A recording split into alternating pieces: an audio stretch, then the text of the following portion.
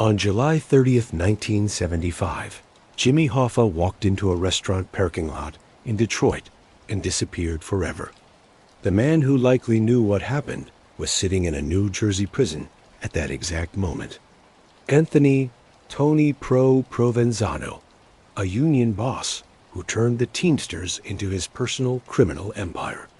This is the story of how a truck driver from New York became one of the most feared mobsters in America. A man who controlled entire cities, walked alongside the biggest names in organized crime, and may have planned the most famous disappearance in American history.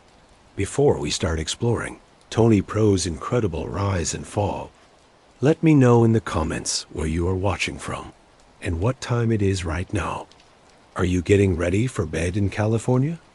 Starting your morning in London? I love hearing from you all around the world. And if you enjoy deep dive true crime and mafia history, hit that subscribe button and turn on notifications so you never miss a story. Give this video a like if you are ready to hear how one man controlled America's most powerful union and got away with it for a while. Now let's go back to where it all began. Anthony Provenzano was born on May 7th, 1917, in the heart of Manhattan's Lower East Side, in a neighborhood that would shape everything he would become. The apartment building where he first took a breath sat among the crowded streets of Little Italy, where the smell of fresh bread from corner bakeries mixed with the stench of garbage piled in narrow alleyways. This was a world all its own, a transplanted piece of Sicily dropped into the concrete jungle of New York City. His parents, Rosario and Josephine Provenzano, had made the journey from Sicily like millions of other Italian immigrants in the early 20th century. They came seeking opportunity, escaping the harsh poverty and limited future of their homeland. What they found in America was different, certainly, but not necessarily better. At least not in the ways they might have imagined. Rosario worked whatever jobs he could find, often in construction or as a laborer. His hands grew rough and calloused from the endless physical work that was the immigrants' fate. Josephine kept house in their cramped apartment, stretching every penny to feed a growing family. Anthony was the second of 6 children, born into a household where money was always scarce and the future always uncertain. The apartment they called home was typical of the neighborhood, small and dimly lit, with thin walls that did nothing to block the sounds of neighboring families. In winter, cold seeped through the windows. In summer, the heat became unbearable, driving families out onto fire escapes and stoops to seek any breath of air. Privacy was a luxury the Provenzanos could not afford. The Lower East Side in the 1920s was a mix of ethnic neighborhoods, each claiming its own territory. Little Italy sat next to the Jewish Quarter, near Chinatown, in a dense urban landscape where different languages echoed off the buildings and the old world lived alongside the new. The streets were narrow and crowded, filled with pushcarts and street vendors, children playing stickball, and older boys gathered on corners, watching, always watching. For young Anthony, who quickly became known as Tony, these streets were both playground and classroom. He learned early that the world was divided into those who had power and those who didn't, those who commanded respect and those who lived in fear. The neighborhood had its own rules, its own order, its own system of justice that operated completely separate from the police and courts that were supposed to govern the city. When the stock market crashed in 1929, Tony Provenzano was 12 years old. The Great Depression that followed hit neighborhoods like the Lower East Side with crushing force. Jobs that were already scarce became nearly impossible to find. Men who had worked steadily for years found themselves standing in bread lines.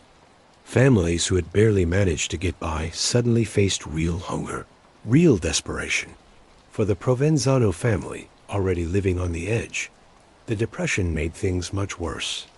Rosario found less and less work. The family moved to cheaper apartments, then cheaper still. There were days when meals consisted of little more than bread and whatever vegetables Josephine could afford. Tony watched his father age rapidly, saw the defeat in his eyes, the shame of a man who could not provide for his family, no matter how hard he tried. But even in the depths of the depression, Tony noticed something. There were men in the neighborhood who seemed untouched by the economic collapse. They wore good suits.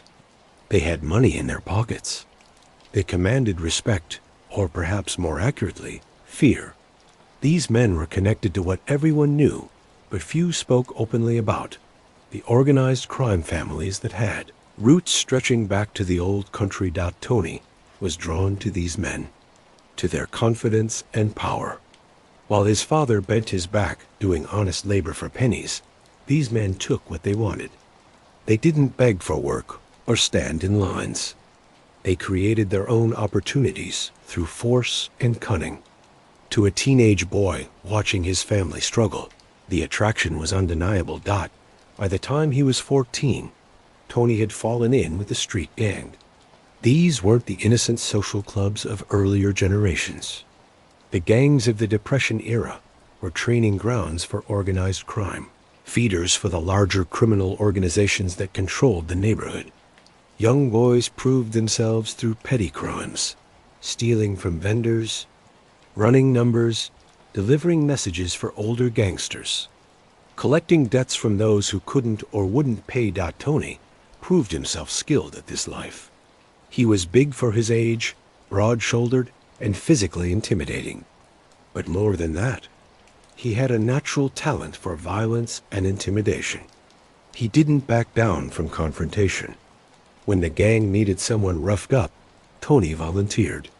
When a message needed to be delivered with force, Tony was the one they sent. He discovered something about himself in those years. He liked the fear he saw in other people's eyes. He liked the respect that came from being dangerous. The gang life also taught him about loyalty and hierarchy. You didn't question orders from above. You didn't cooperate with the police under any circumstances. You took care of your own and dealt harshly with anyone who betrayed the group. These were lessons that would serve Tony well in the years to come. Principles that would guide his rise through the ranks of organized crime. By his late teens, Tony Provenzano had attracted the attention of more serious criminals. His willingness to use violence, combined with a certain cunning intelligence, marked him as someone with potential. He wasn't just another street thug. He had ambition. He understood that the real power and money lay not in petty street crimes, but in the structured organizations that controlled entire neighborhoods and industries. Criminal organization that controlled the Lower East Side was what would later be known as the Genovese crime family, though in those days it was still called the Luciano family after its leader, Lucky Luciano.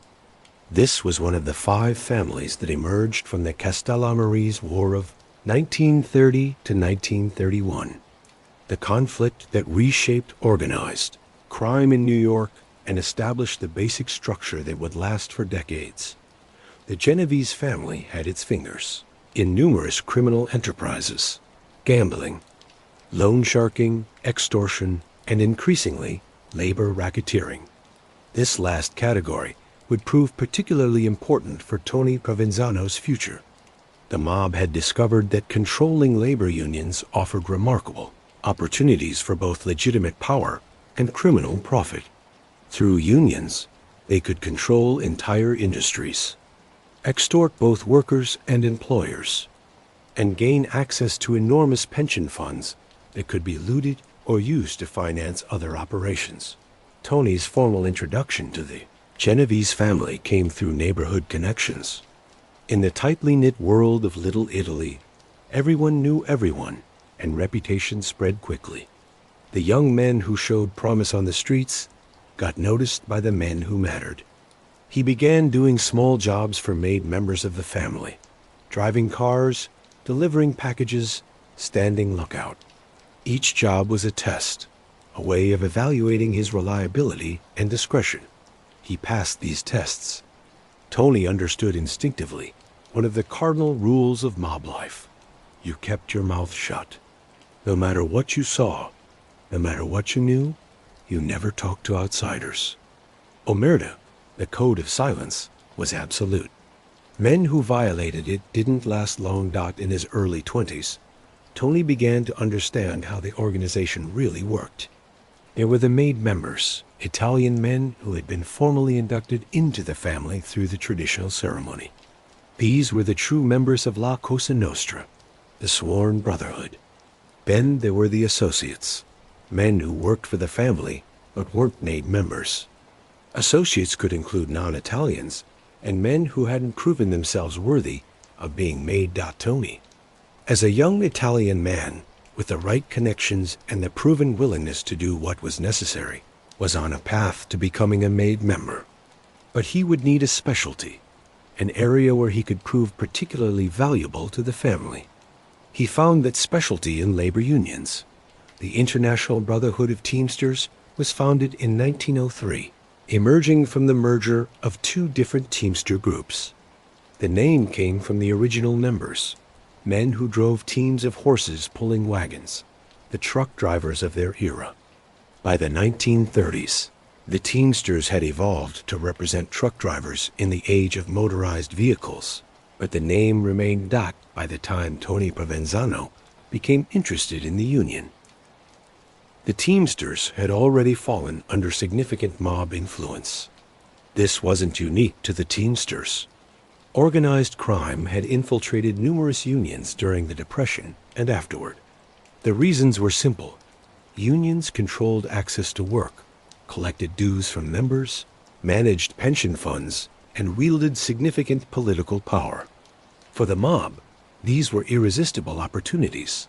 The way it worked was elegant in its simplicity. Mobsters would get themselves or their associates elected to union leadership positions, often through intimidation and vote fraud. Once in control, they would use the union for multiple purposes. They could extort employers by threatening strikes or work stoppages. They could extort workers by controlling who got jobs and who didn't. They could skim from union pension funds. They could use union positions as legitimate cover for their criminal activities. Tony's entry into the Teamsters came in the late 1930s. According to most accounts, he actually worked as a truck driver for a time, giving him legitimate standing as a union member. But his real purpose was always to advance the interests of the Genovese family. He joined Teamsters Local 560, which represented truck drivers in Union City and Hoboken, New Jersey, just across the Hudson River from Manhattan. Union City and Hoboken were strategic locations. They sat along major trucking routes between New York and the rest of the country. Control of these locals meant control over freight movement in and out of one of the world's busiest ports. It meant the power to shut down trucking operations with a word. It meant access to millions of dollars in pension, funds, and union dues. Tony started working his way up through Local 560 in the classic mob fashion. He cultivated relationships with the existing leadership. He demonstrated his value by handling problems, which usually meant intimidating or assaulting people who caused trouble for the union bosses. He built a reputation as someone who got things done, who didn't shy away from dirty work. The late 1930s and 1940s were a time of enormous growth for both the Teamsters and for organized crime's influence within the union.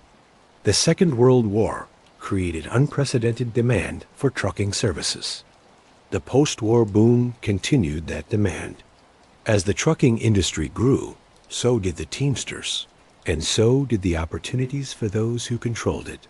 Tony Provenzano was in the right place at the right time with the right skills. He was a mobster who understood the labor movement. He was a labor leader who had no problems using violence and intimidation. He was ambitious, ruthless, and patient. He would wait for his opportunity, and when it came, he would seize it completely. Through the 1940s, Tony Provenzano received what amounted to a graduate education in labor racketeering. He learned from the masters of the craft, watching how they wielded power, how they extracted money, how they maintained control. One of his key lessons was about leverage. The beauty of controlling a union local, Tony learned, was that you had multiple sources of leverage. You could pressure employers by threatening strikes. You could pressure workers by threatening their jobs. You could pressure the national union by threatening to cause trouble or embarrassment. Each source of leverage could be converted into money or power.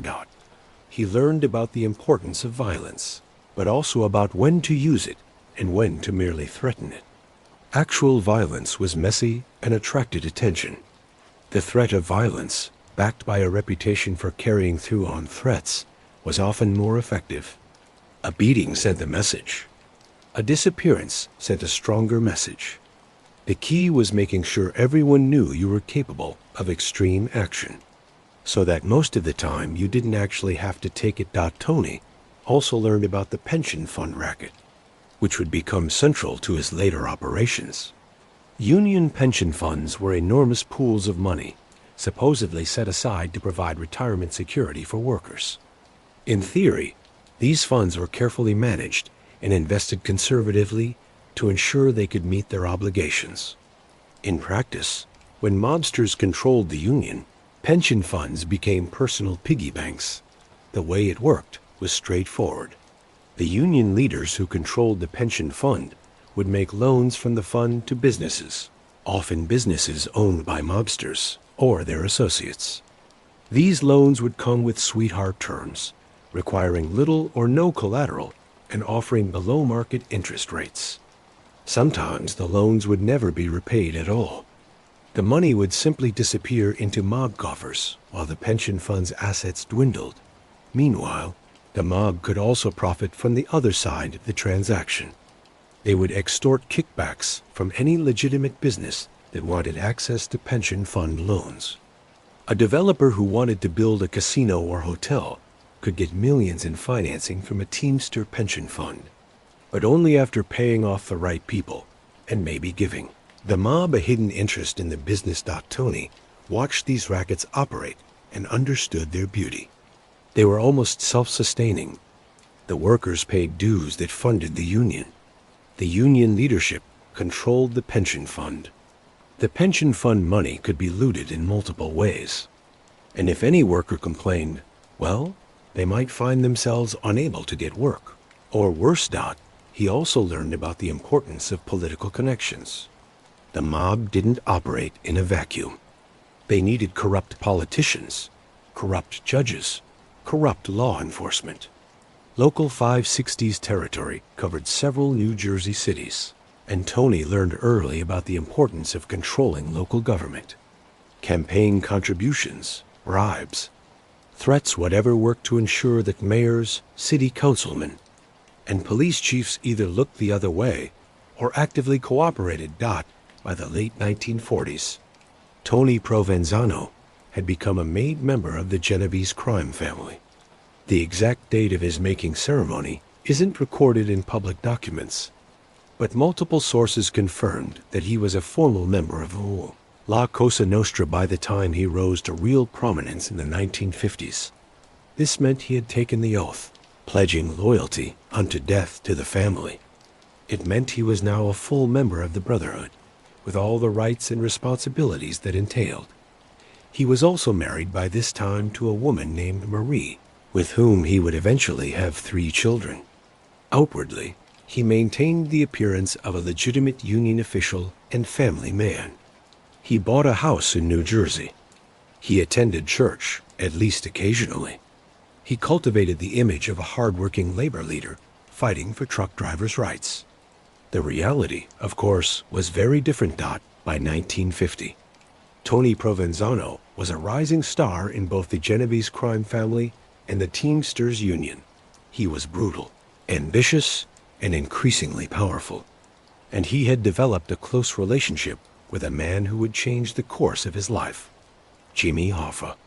James Riddle Hoffa, born in 1913, was 4 years older than Tony Provenzano. Hoffa had grown up in Detroit and become involved in the Teamsters during the 1930s. Like Tony, he had used a combination of legitimate organizing skill and violent intimidation to rise through union ranks. By the late 1940s, Hoffa was already a major figure in the Teamsters, controlling the union's operations in Detroit and much of the Midwest. Hoffa and Provenzano met during this period, brought together by their mutual involvement in the Teamsters and by Hoffa's own extensive mob connections. While Hoffa was never a made member of any crime family, he wasn't. Italian, he had worked closely with organized crime throughout his career. In Detroit, he was close to the local mob. As his influence spread, he cultivated relationships with mob leaders across the country. The relationship between Hoffa and Provenzano was complex. On one level, they were colleagues in the union, both ambitious men climbing toward the top of the organization.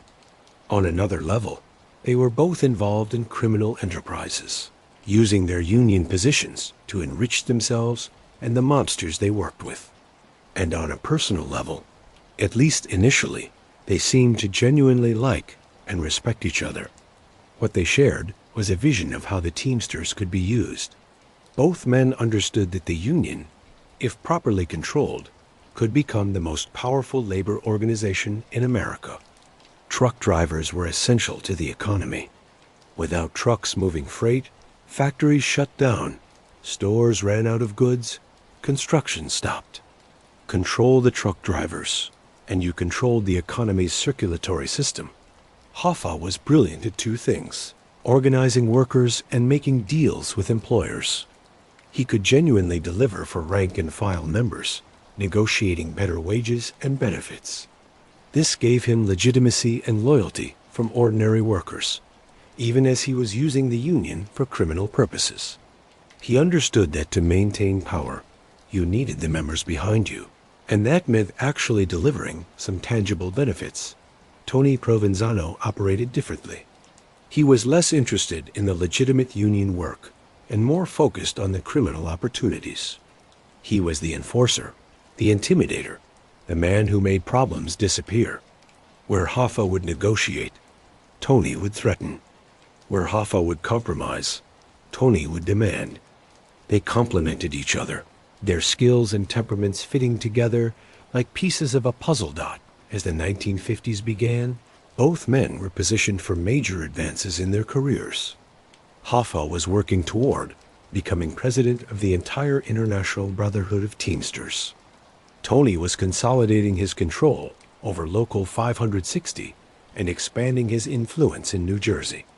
The stage was set for the golden age of their power, a period when they would effectively control one of America's most important industries and use, it to build criminal empires that stretched across the country.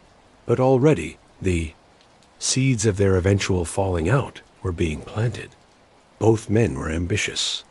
Both were used to being in charge. Both had egos that required constant feeding. For now, their interests aligned. But the day would come when they didn't. And when that happened, the consequences would be fatal for one of them. In 1958, Anthony Provenzano achieved the position he'd been working toward for nearly 20 years. He became president of Teamsters Local 560. This wasn't a promotion earned through democratic election or merit-based advancement. It was a takeover executed with the backing of the Genovese crime family and Jimmy, Hoffa's National Teamsters Organization. The previous leadership of Local 560 had been insufficiently cooperative with mob interests. They had resisted pressure to make the union's pension fund available for questionable loans. They had refused to go along with certain sweetheart contracts that would benefit mob-connected trucking companies. They had, in essence, tried to run the local as an actual labor union rather than as a criminal enterprise. This could not be tolerated. Through a combination of violence, intimidation, and rigged elections, Tony Provenzano was installed as president. Opponents within the union were beaten. Some simply disappeared. Others got the message and backed down. Within months, Tony had consolidated absolute control over Local 560. The local represented truck drivers in several New Jersey cities, including Union City, Hoboken, Weehawken, and West New York. These weren't large cities. The entire jurisdiction covered maybe 100,000 people, but the strategic importance was enormous. The area sat at a crucial crossroads of freight transportation between New York City and the rest of the country. Nearly every truck carrying goods in or out of New York passed through Local 560's territory.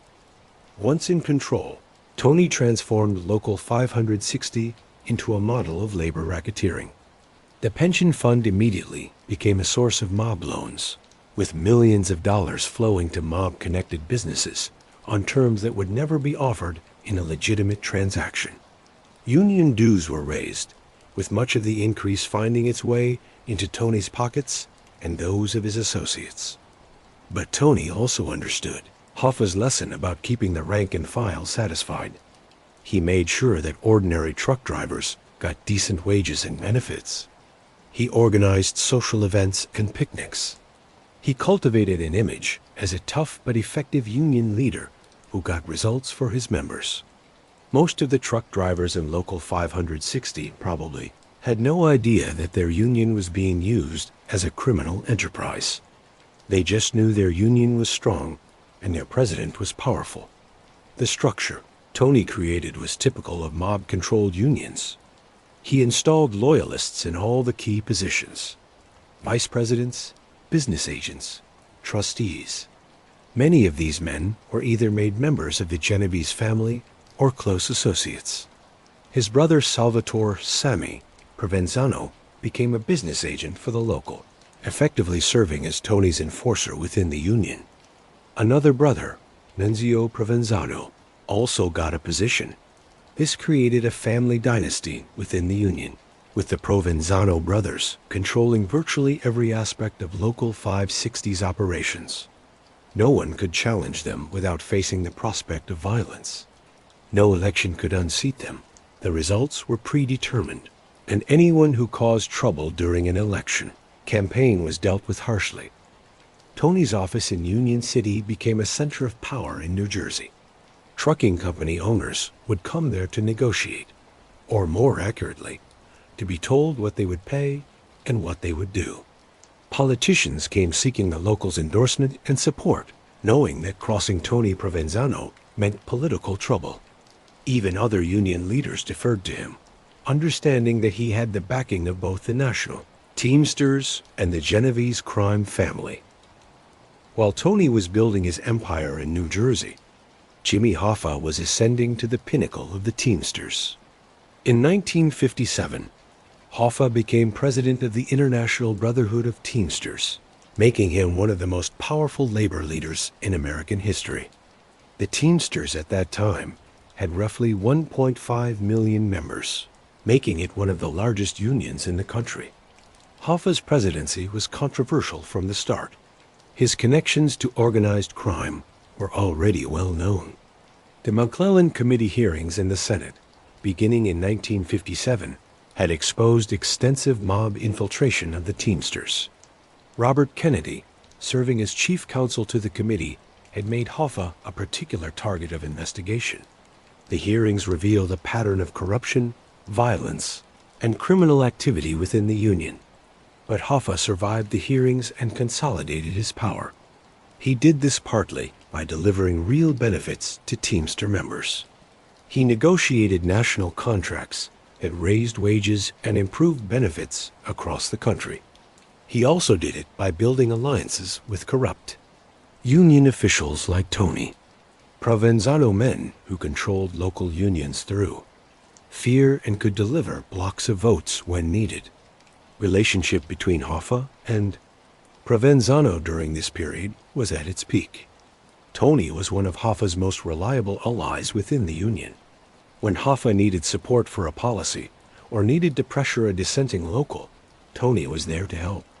When Hoffa wanted to make loans from the Teamsters' massive Central States Pension Fund, Tony helped facilitate deals. The Central States Pension Fund was the crown jewel of Teamster finances. By the early 1960s, it held hundreds of millions of dollars money that was supposed to fund the retirements of truck drivers across the Midwest and South. Under Hoffa's leadership, the fund became essentially a bank for mob interests. Money from the pension fund financed casino construction in Las Vegas. It provided loans to mob-connected hotels, restaurants, and businesses. The fund financed real estate developments where mobsters took hidden ownership stakes. And throughout all of this, the mob took kickbacks, skimmed profits, and charged excessive interest rates. Tony Provenzano was deeply involved in many of these schemes. He helped arrange loans. He helped collect payments. He used his position to pressure businesses that had received pension fund loans, extracting additional payments and kickbacks.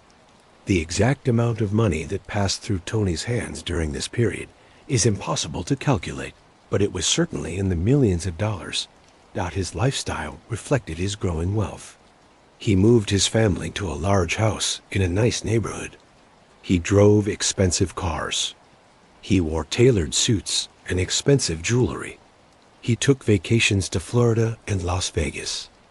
He ate at the best restaurants and was treated like royalty wherever he went in the New York, New Jersey area. But the wealth was just one aspect of his power.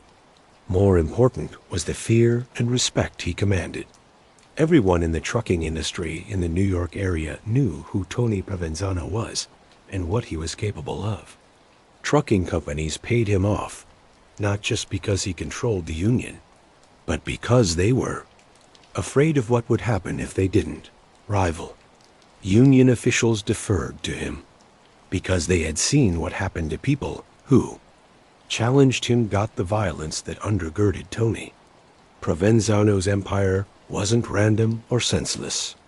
It was calculated, strategic, and designed to send clear messages. Tony didn't need to beat or kill everyone who opposed him. He just needed to make examples of enough people that everyone else fell in line. One of the most significant early victims of Tony's reign over Local 560 was Anthony Castellitto. Castellitto had been secretary-treasurer of the local, and by most accounts, was one of the more honest officials. In the late 1950s and early 1960s, he became increasingly vocal in his opposition to Tony's corruption. He complained about the looting of the pension fund. He questioned sweetheart contracts with employers. He talked about going to the authorities. This could not be tolerated. In June 1961, Anthony Castellitto disappeared. He was last seen in Union City, where he was known to be meeting with someone. His body was never found. No one was ever charged with his murder at the time, but everyone in Local 560 knew what had happened. Castellitto had crossed Tony Provenzano, and he had paid with his life. The message was clear. If even a union official, someone with some power and visibility, could disappear for speaking out, what chance did an ordinary truck driver have? According to later testimony from mob informants and FBI investigations, Castellitto was murdered on Tony's orders. The killing was carried out by associates of the Genovese family. His body was disposed of in a way that ensured it would never be found, possibly buried in a construction site, possibly dumped in a body of water, possibly incinerated. The exact details remain uncertain to this day. Castellitto's disappearance had its intended effect. Opposition within Local 560 evaporated. No one else was willing to speak up about corruption or challenge Tony's leadership. Union elections became formalities, with Tony and his chosen slate running unopposed or winning by implausible margins. Any truck driver who had thoughts of making trouble fought off Castellitto and kept quiet. But Castellitto wasn't the only victim. Through the 1960s, there were other beatings, other disappearances, other instances of intimidation. A business agent who was skimming more than his share was found beaten nearly to death in an alley. A trucking company owner who refused to pay what Tony demanded had his trucks vandalized and his drivers threatened. a rival union organizer who tried to recruit local 560 members into a different union was hospitalized after an assault in a parking lot. Most of this violence was never officially solved. The local police in Union City and the surrounding towns were, to put it mildly, not aggressive in investigating crimes connected to Tony Provenzano. Some were on his payroll. Others were simply afraid of him. Still others recognized the political reality. Tony had powerful friends in local government. And cops who made trouble for him found their careers stalling. The FBI was more persistent, but even they faced enormous obstacles. Witnesses refused to talk, terrified of retaliation. Physical evidence was scarce or non-existent, and the legal tools available to federal agents in the 1960s were limited compared to what would come later with RICO, statutes and federal racketeering. Laws. Tony's reputation for violence extended beyond his union territory. In the wider world of organized crime, he was known as someone who got his hands dirty, who didn't shy away from personal involvement in beatings and intimidation. Other mobsters respected this about him. He wasn't just an administrator or a schemer. He was a genuine tough guy who could handle himself in violent situations. This reputation served him well in mob politics. The Genovese family used him to handle various problems throughout the 1960s. When someone needed to be intimidated or eliminated, Tony was available. When a message needed to be sent, Tony could send it. This made him valuable to his crime family bosses and helped ensure their continued support for his control over Local 560. By the mid-1960s, Tony Provenzano had turned Local 560 into an extraordinarily efficient money-making machine. The union had multiple revenue streams, all of which ultimately enriched Tony and his associates in the mob. The most obvious source was simple skimming from union dues. Local 560 had thousands of members, each paying monthly dues. A portion of these dues was supposed to go to the International Union. A portion was supposed to go into the local's operating fund, and a portion was supposed to go into the pension and health benefit funds. But Tony and his associates simply took money from all of these pots. They padded expense accounts, wrote checks to fictitious vendors, paid themselves inflated salaries, and hired family members for no-show jobs. The FBI later estimated that Tony and his associates stole hundreds of thousands of dollars per year just through direct theft from union funds. And this was in 1960s dollars, the equivalent of millions today.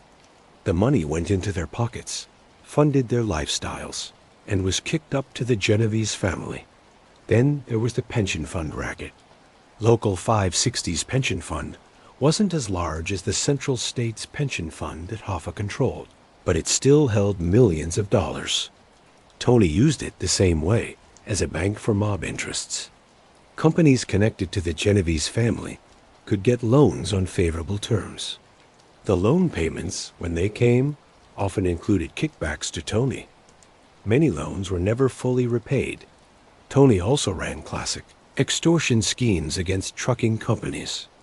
Any company that wanted labor peace, that wanted to avoid strikes or slowdowns, that wanted reliable access to drivers, had to pay Tony.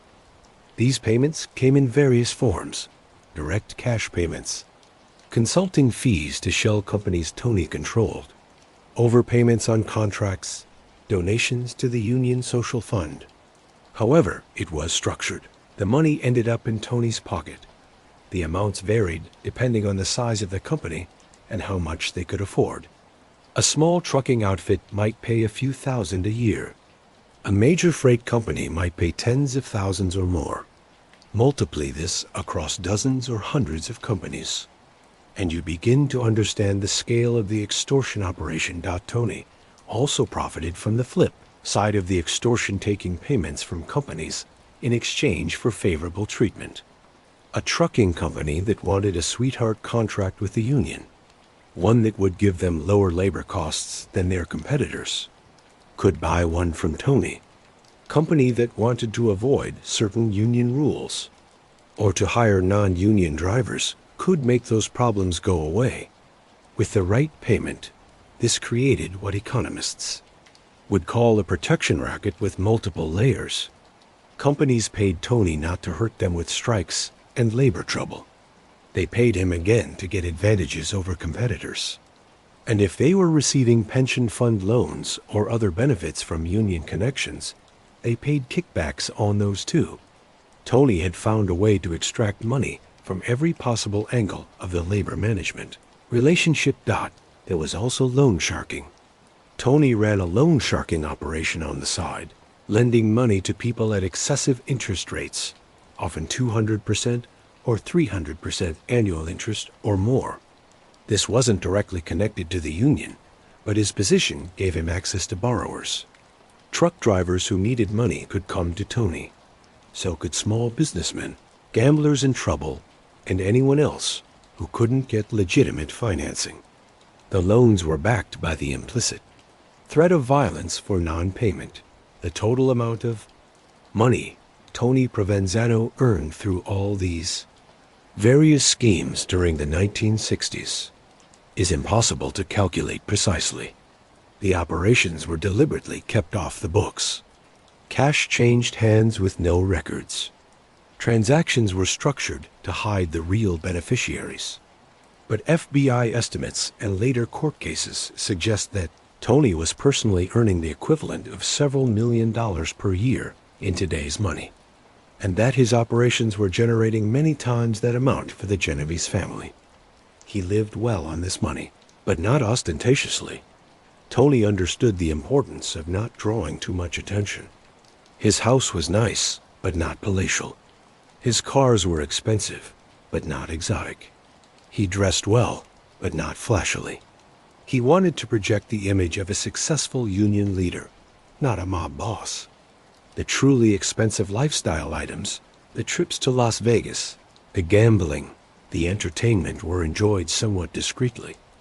Tony Provenzano's power wasn't limited to the union and the mob. He also built a significant political machine in the New Jersey cities where Local 560 operated. This political influence served multiple purposes. It provided protection from law enforcement, it gave him legitimacy, and it allowed him to expand his influence into other areas. The relationship between Tony and local politicians was straightforward. They did what he wanted, and he provided support. That support came in several forms. The Teamsters could deliver votes. Tony controlled thousands of union members and their families, and he could effectively tell them how to vote. The union also provided campaign contributions, volunteers for campaigns, and turnout operations on election day. But there was also the negative side, the threat of opposition. A politician who crossed Tony might find the Teamsters supporting their opponent in the next election. They might find their events picketed. They might find themselves the subject of unwanted attention or rumors. And in extreme cases, they might find themselves facing physical threats. Most local politicians took the easier path and cooperated. The mayors of Union City and the surrounding towns during the 1960s were, with few exceptions, friendly to Tony Provenzano. City councils passed measures he supported and blocked measures he opposed. Local police chiefs ensured that investigations into union activities went nowhere. Tony also cultivated relationships with state-level politicians in New Jersey. He made campaign contributions to governors, state senators, and other officials. These relationships provided him with protection at the state level and advance warning. If any state investigations were being planned against him or his operations, the political machine served. Another purpose, it allowed Tony to expand into legitimate and semi-legitimate businesses. With friendly politicians in place, he could get zoning variances for real estate developments. He could secure municipal contracts for garbage collection or construction. He could get liquor licenses for bars and restaurants. Each of these represented another revenue stream, another opportunity for profit. Some of these businesses were run relatively legitimately, though they benefited from the unfair advantages that came from political connections and lack of competition. Others were fronts for illegal activities, gambling, loan sharking, fencing stolen goods. But all of them contributed to Tony's growing empire and his reputation as someone who controlled not just a union but entire communities. The political connections also proved invaluable in protecting Tony from law enforcement. Local police departments were essentially neutered when it came to investigating him. When federal agents came looking for witnesses or evidence, local officials often failed to cooperate or actively obstructed investigations. Court cases sometimes mysteriously fell apart when friendly judges got involved or when key witnesses suddenly refused to testify. This web of corruption and influence created a nearly impenetrable shield around Tony Provenzano through most of the 1960s. He operated with virtual impunity, secure in the knowledge that he had bought or intimidated enough people to protect himself from serious legal consequences.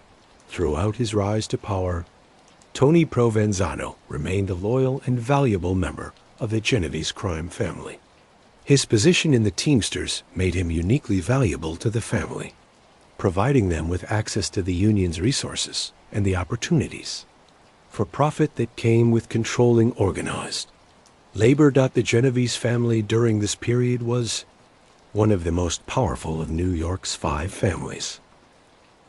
After the imprisonment of boss Vito Genovese in 1959, the family was run by a series of acting bosses and powerful capos. Tony reported to the family's hierarchy, kicking up a portion of his earnings and following orders when they came down. The relationship was mutually beneficial. The Genovese family provided Tony with protection, backup when he needed muscle, and connections throughout the criminal underworld. In return, Tony provided the family with a steady stream of income and a legitimate power base that could be used for various purposes. Tony's value to the family went beyond just money. His control of Local 560 gave the Genovese family leverage in the trucking industry throughout the New York, New Jersey area. If the family wanted to pressure a particular company, Tony could threaten a strike or work slowdown. If they wanted to help a mob-connected business, Tony could ensure favorable labor terms. If they needed to move goods, whether legitimate or stolen, Tony could make sure the trucks ran on time and the drivers didn't ask questions. The family also used Tony's union position as a cover for various mob activities. Made members of the Genovese family would be given positions in Local 560, providing them with legitimate employment and income that they could report on tax returns. This was the classic mob tactic of creating a legitimate front to explain wealth that actually came from criminal activities. Tony attended regular meetings with other Genovese family members, discussing family business, working out disputes, and planning future operations. These meetings often took place in restaurants, social clubs, or the back rooms of legitimate businesses. The FBI tried to surveil these meetings and occasionally succeeded in documenting them. But actually proving what was discussed was nearly impossible. As a made member, Tony was also bound by the rules and traditions of La Cosa Nostra. He couldn't cooperate with law enforcement under any circumstances. He had to show respect to higher-ranking members of the family. He had to get permission from family leadership before undertaking certain major actions. And he had to be willing to commit violence, including murder, when ordered to do so by family superiors. The FBI files on Tony from this period show him interacting with numerous significant mob figures. He met with Genovese family capos and soldiers. He attended mob weddings and funerals. He was seen at restaurants and social clubs known to be mob hangouts. He traveled to Miami and Las Vegas, cities where the mob had significant interests, and met with mobsters from other cities and other families. These connections made Tony Provenzano more than just a corrupt union leader. He was a bridge between the world of organized labor and the world of organized crime, someone who could operate effectively in both spheres. This made him valuable, but it also made him vulnerable. The FBI was watching him constantly, building files, documenting his associations, waiting for the chance to bring charges that would stick dot by the mid-1960s. Tony Provenzano was living the life he had dreamed of as a poor kid in Little Italy. He had money, power, and respect, or at least fear, which he valued just as much. His daily routine reflected his status as both a union leader and a mobster. His mornings often began at the local 560 Union Hall in Union City. He would arrive late morning. Tony was not an early riser and hold court in his office. Union business agents would come in to report on their activities. Trucking company representatives would come to discuss contracts or problems. Rank-and-file union members might stop by with grievances or requests. Tony played the role of union president when necessary. He would listen to complaints, make decisions about union matters, and maintain the facade that he was a legitimate labor leader working for his members' benefit. He was actually good at this part of the job. He understood the trucking industry. He could speak the language of working-class truck drivers, and he knew how to present himself as one of them, despite his expensive suits. But much of his real business happened elsewhere. He had regular meetings at various restaurants and social clubs in New Jersey and New York. These were where the real deals were made, where he discussed mob business with other Genovese family members, where he arranged kickbacks and payoffs, where he planned acts of violence and intimidation. Tony had several favorite spots where he held court. One was a restaurant in Fort Lee, New Jersey. Another was a social club in Hoboken. These places understood that when Tony Provenzano came in, he got the best table, he got privacy, and he never got a bill. The owners either owed him favors or were afraid of what would happen.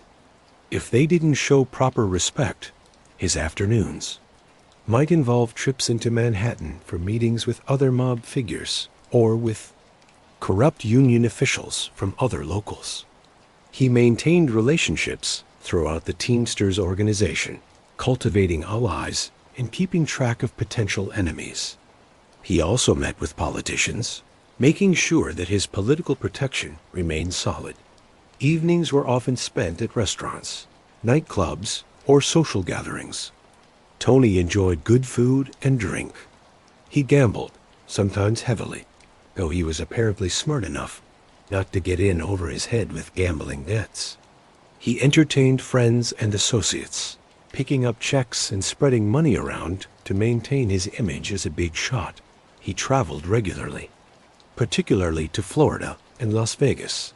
Florida had become a popular destination for mobsters, especially the Miami area, where they could escape New York winters and conduct business in a more relaxed atmosphere.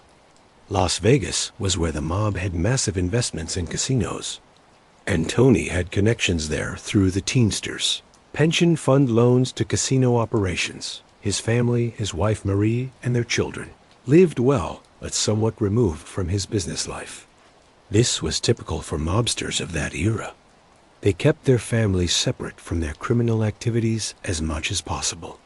Tony was apparently a decent father within the limits of his lifestyle, providing well for his children and maintaining a relatively stable home life despite his criminal career. But there was always an undercurrent of violence and danger. Tony went nowhere without awareness of his surroundings. He had bodyguards when necessary. He varied his routines to avoid being predictable. He knew that in his world, you accumulated enemies and that someone might try to kill you at any time. This was the price of the power he wielded. The FBI was watching much of this, documenting his movements, photographing his meetings, and building a file that grew thicker by the month. But through the mid-1960s, they couldn't make a case that would stick. Tony was careful about what he said and where he said it. He used intermediaries for much of his criminal activity. He structured his finances to hide the sources of his income.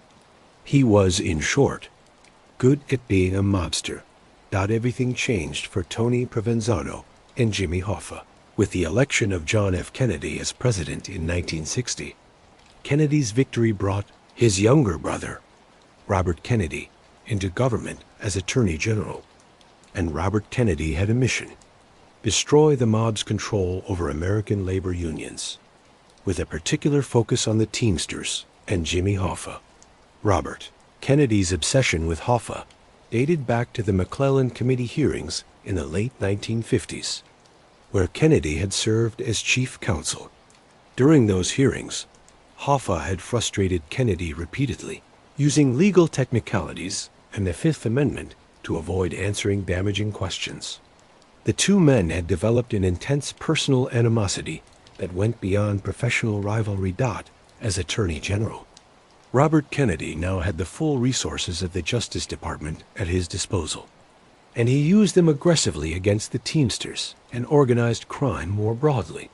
He created a special unit within the Justice Department focused on investigating Hoffa and the Teamsters. He pushed for new laws that would make it easier to prosecute mob activity. He coordinated federal law enforcement agencies, the FBI, IRS, and others in a concerted campaign against organized crime. Tony Provenzano, as one of Hoffa's closest allies and a known mobster controlling a major Teamster local, was inevitably caught up in this campaign. The FBI increased its surveillance of Tony dramatically. Agents followed him constantly, photographed everyone he met with, and compiled detailed reports on his activities. Federal prosecutors began looking for any charge they could bring against him. The pressure was intense and unrelenting. Tony had to assume that his phones were tapped, his offices were bugged, and that agents were watching him whenever he left his house. This made conducting business much more difficult. He had to be even more careful about what he said and to whom. He had to use payphones and coded language. He had to assume that anyone he dealt with might be cooperating with the government. The Kennedy Justice Department also went after Tony's political protection. Federal investigators looked into the corrupt relationships between Tony and local politicians. Some of Tony's political allies found themselves under investigation, which made them less willing to stick their necks out to protect him. The shield that had protected Tony for years was starting to crack. In 1963, President Kennedy was assassinated, but Robert Kennedy remained as Attorney General for a time and continued his crusade. The pressure on the Teamsters and on Tony personally didn't let up. If anything, it intensified as federal prosecutors started to see results from their investigations. In 1963, Jimmy Hoffa was convicted of jury tampering in Tennessee. He remained free on bail while appealing. But this conviction marked the beginning of the end of his reign over the Teamsters.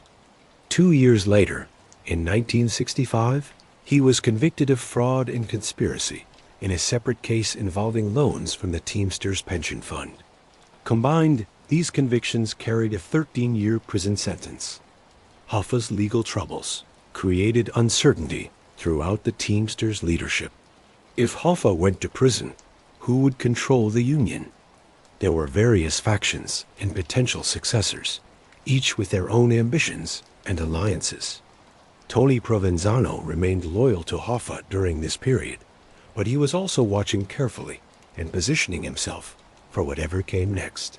Then, in 1966, Tony's own legal troubles came to a head. Federal prosecutors in New York brought charges against him for extortion. The specific charge involved shaking down a trucking company for payments. This was exactly the kind of activity Tony had been doing for years, but prosecutors had finally assembled enough evidence to bring a case. The trial revealed the methods Tony used to maintain control. Witnesses testified about threats and intimidation. They described how Tony would call trucking company owners and demand payments, with the implicit threat that refusal would result in labor troubles or worse. Some witnesses were clearly terrified, even as they testified in court, afraid of what might happen to them for cooperating with prosecutors. Tony's defense was essentially denial and the character assassination of the witnesses. His lawyers argued that the witnesses were lying, that they had criminal records or other reasons to fabricate testimony, that the prosecution hadn't proven its case beyond a reasonable doubt. But the evidence was strong enough. The jury convicted him. In 1966, at age 49, Tony Provenzano was sentenced to 7 years in federal prison for extortion. The conviction was a major blow, not just because of the prison time, but because of what it represented. The federal government had finally cracked his armor. They had proven they could successfully prosecute him. And once convicted of a felony, his ability to hold union office was legally restricted. At least in theory. Tony was sent to Lewisburg Federal Penitentiary in Pennsylvania. Lewisburg was a medium security prison that housed numerous white-collar criminals and mobsters. It wasn't the harsh environment of a maximum security prison, but it was still prison. Tony was locked up, away from his family, his businesses, and his sources of power. Or so it seemed. In reality, Tony continued to exercise significant control over Local 560 even from prison.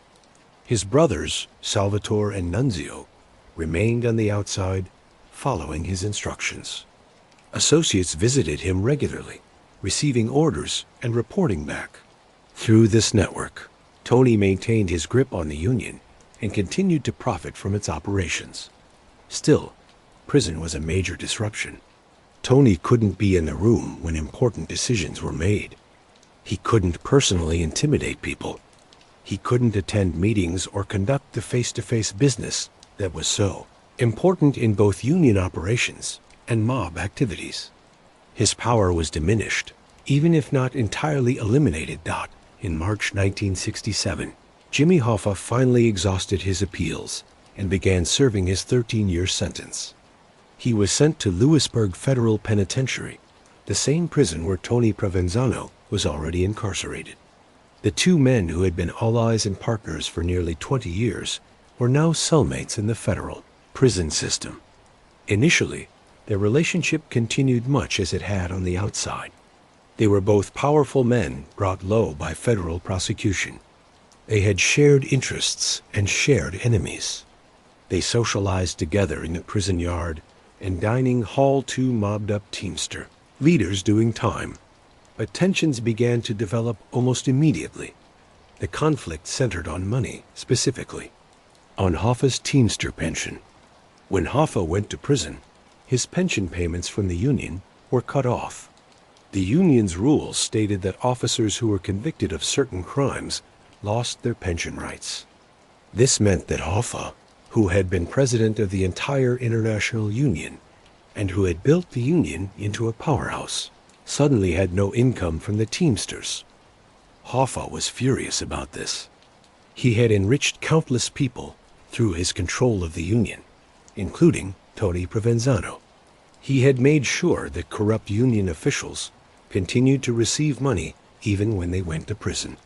He had structured deals and arrangements that protected his allies.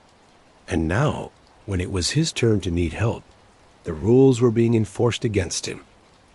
Hoffa blamed Tony Provenzano for this. As a vice president of the International Union and a member of its executive board, Tony had influence over decisions about pension payments. Hoffa believed, whether correctly or not, that Tony could have intervened to make sure Hoffa continued receiving his pension. The fact that Tony didn't do this, or couldn't do it, became a source of bitter resentment. The exact details of what happened between Hoffa and Provenzano in Lewisburg are debated, with various accounts offering different versions. But multiple sources agree on the essential facts. The two men had a serious falling out over the pension issue, and that falling out included angry confrontations and threats. According to some accounts, there was a physical confrontation in the prison yard. Hoffa allegedly confronted Tony about the pension, and the argument escalated. Tony, who was physically larger, and more inclined toward violence than Hoffa, allegedly threatened him. Some witnesses claimed Tony told Hoffa he would kill him and his family. Other accounts suggest the threats were more veiled, but still clearly threatening. Whether the confrontation was that traumatic or not, it's clear that the relationship between the two men was permanently damaged during their time at Lewisburg.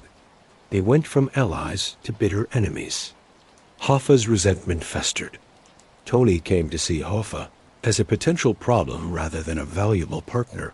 This was more than just a personal beef between two men. It had enormous implications for the future. Hoffa was determined to regain control of the Teamsters when he got out of prison. Tony and many others in the Union had gotten comfortable with Hoffa being gone and had no intention of giving up power. And behind both men stood the organized crime families that had invested so much in controlling the Teamsters. The mob had initially supported Hoffa because he was useful and willing to work with them. But by the late 1960s, some mob leaders were starting to see Hoffa as more trouble than he was worth. He attracted too much federal attention. His ego and need for control made him difficult to manage. And now, his determination to return to power threatened to disrupt arrangements that were working well for mob interests. Tony Provenzano left prison in 1970, having served about 4 years of his 7-year sentence. He returned to New Jersey and immediately began reasserting control over Local 560. The Union had been in the hands of his brothers and associates while he was gone, and they had kept it running according to his instructions. Now Tony was back in person, ready to rebuild his empire, but he returned to a changed landscape. The civil rights movement, the anti-war movement, and general social upheaval had transformed American society. Young people were challenging authority. Workers were questioning their unions. The old ways of control through fear and violence were becoming harder to maintain. Tony adapted. He was older now, 53, when he got out of prison, but no less ruthless. He used the same methods that had worked before: intimidation, violence, strategic use of the Union's power. But he also had to be more careful, more subtle. Federal law enforcement hadn't gone away after the Kennedy years. They were still watching, still building cases. Jimmy Hoffa was released from prison in December 1971, after President Richard Nixon commuted his sentence. Hoffa had served less than 5 years of his 13-year sentence. The commutation came with a condition. Hoffa was barred from Union activities until 1980. This was supposedly to prevent him from returning to his corrupt practices in the Teamsters. But Hoffa had no intention of staying out of Union affairs. From the moment he was released, he began working to overturn the restriction on his Union involvement and to regain control of the Teamsters. He believed the Union was rightfully his, that he had built it into what it was, and that he deserved to lead it again. The problem was that the Teamsters had moved on without him. Frank Fitzsimmons had been installed as president while Hoffa was in prison, initially as a placeholder who was supposed to step aside when Hoffa returned. But Fitzsimmons had discovered that he liked being president, and the mob families that controlled much of the Union liked having him there. He was more pliable than Hoffa, less likely to make waves, more willing to simply do what he was told. Tony Provenzano was firmly in the Fitzsimmons camp. He had no interest in Hoffa returning to power. Hoffa was unpredictable, difficult to control, and still angry about what had happened at Lewisburg. Tony knew that if Hoffa regained the presidency, there would be a purge of everyone who had supported Fitzsimmons, and Tony would be at the top of that list. More importantly, the mob leadership had decided that Hoffa needed to stay out.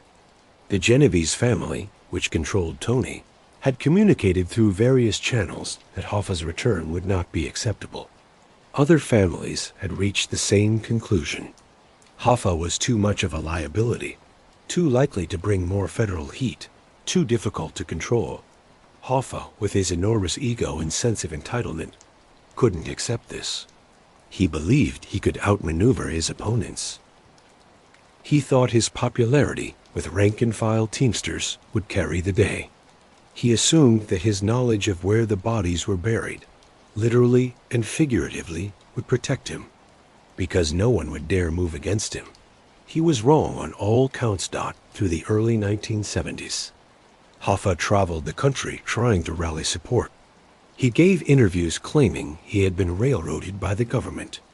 He filed lawsuits trying to overturn the restrictions on his union activities. He met with various Teamster locals, trying to build a base of support for his return. Meanwhile, Tony Provenzano and others were working against him. They spread word that Hoffa was finished, that supporting him was futile and dangerous.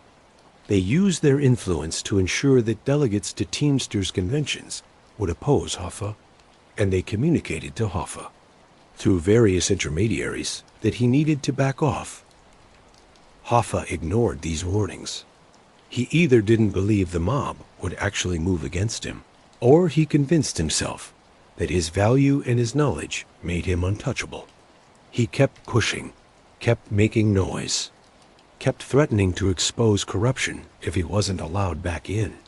This put him on a collision course with the mob, and with Tony Provenzano specifically.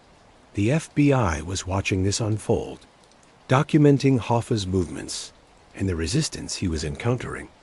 Their files from this period show that they were aware of the deteriorating relationship between Hoffa and the mob, and that they considered Hoffa to be in serious danger.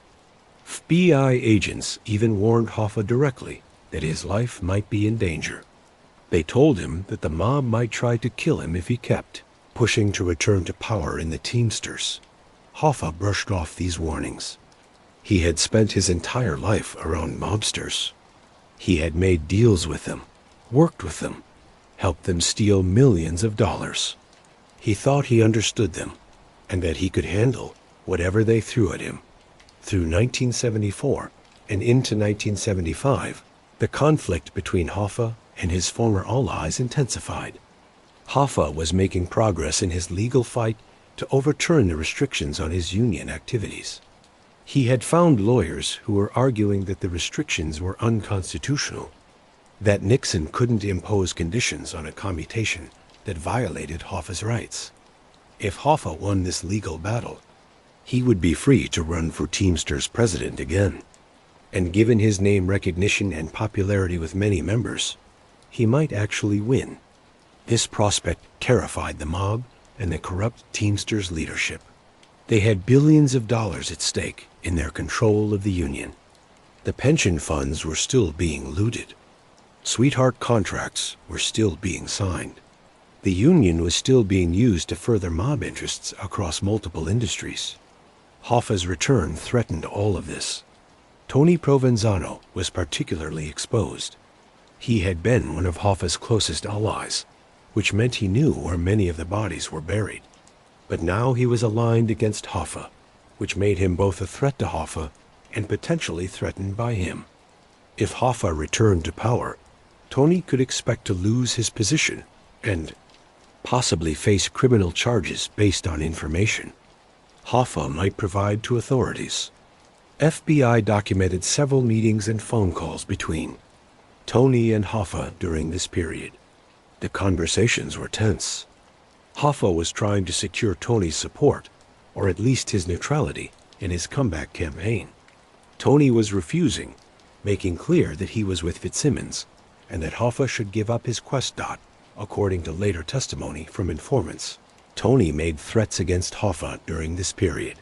He allegedly told Hoffa directly that continuing to push for a return to power was dangerous, that there were people who wouldn't tolerate it.